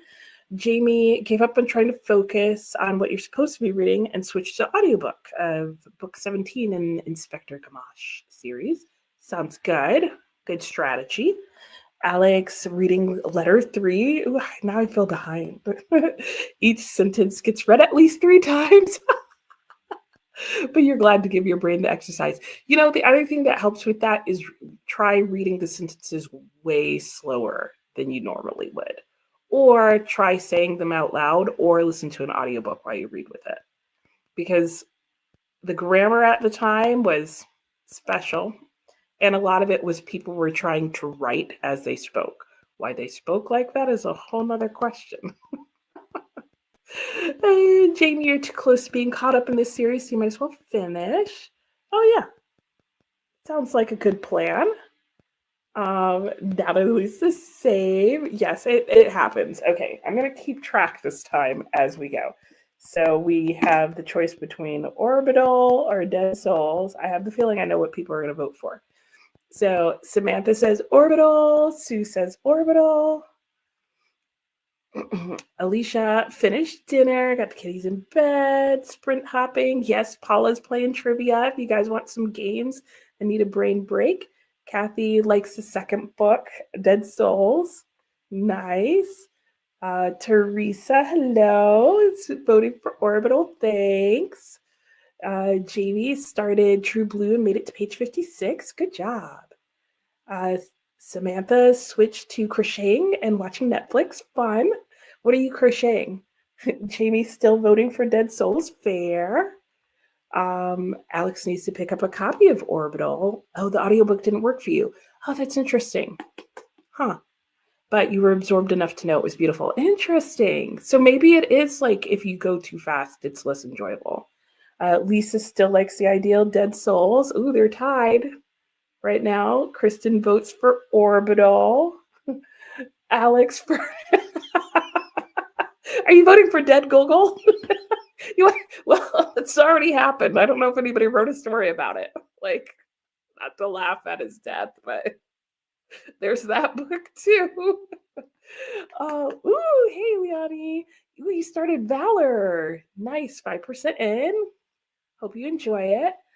Kathy, you'll be fine. You got a 7:30 tomorrow morning. Okay. Oh, you can't hear out of one of your ears. And apparently they can't give you tooth problems. So, oh, they can give you tooth problems. Really weird. The body is so strange. But I hope you feel better and that your appointment goes well, Kathy. Natalie says maybe because you're already reading Clarissa and Persuasion, but you're definitely voting Orbital. That's fair. Yeah, right? The opening bumped it up. Hey, Anna, how are you doing? You finished work, you were reading, got to 76% on Center Ice, and you'll now go take a shower and wash your hair before having dinner. And walking Tesla sounds good. And hello, Emma. How are you? You're reading Hooked. Ooh, the first book in the Never After series. Very nice. And yes, reading slowly out loud does the trick. Awesome. Yeah. That's why also, like, if you listen to an audiobook, you'd still probably have to keep it on like 1.25. Mickey, you love Claire Keegan too. You're trying to read a few favorite authors backlist. That's such a nice idea. And read all of Claire, and you've read all of them except for this collection. Nice. And before and after Anna's showers, you'll be reading your book. Did you say what you were reading, Anna? Am I reading these too fast and don't remember? We're voting for which book I'm going to read next. Let me pause the timer real quickly before we go into our last sprint. So the choices are Orbital, and vote now because this is the final vote, or Dead Souls by Nikolai Gogol. Dead Souls. I said Dead Souls, right? The souls were dead, not Nikolai. Oh, it's been a day. And Samantha's working on Granny Square Blanket. Oh, for your bestie. Ah, you're putting the rows together. Very nice. Another vote for Orbital. And Angela might have to pick Orbital because you really like wordy. Oh, no, Dead Souls was wordier. And Anna's for Dead Souls. And Mickey's still voting Orbital. Sounds good. Okay, you're gonna vote for Dead Souls because you don't want to trade me. Oh my gosh, it gives you time to get Orbital. Okay, well, um, the winner is, guys, if you haven't been keeping track, it was tied on and off there for quite a while. So you guys are pretty evenly split. But coming in, edging it out with 3 extra votes. So the next book I'm going to read, and starting in this last sprint, is Orbital. Da da da. And don't worry, yes, Dead Souls was the super wordy one, Angela, but you would have needed 2 other people to still vote for it. So it's still Orbital. Yeah, I should have showed your drum roll while I was building it up. All right, so we're going to go into our last sprint. This will be our last sprint. I will do a full hour because I want to get into this book. If you can't stay for the full hour, I totally get it. Thank you for coming and joining me this afternoon and evening. And I don't have a book cover for Orbital, so we'll just pretend that that's what I'm reading. Oh, we'll go with Clarissa, actually, because I'll be reading that most of the time. But anyway, this will be our last sprint. So there we go. I will set it to the full hour. Oh, I think I paused it. So I'll just start the timer. There we go. We'll read for an hour. We'll come back. You can say goodbye or say goodbye before you leave if you have to go, because this will go until 9:30. And then I'll say goodbye and we'll be done for the night. So happy sprinting. I'll see you all in an hour.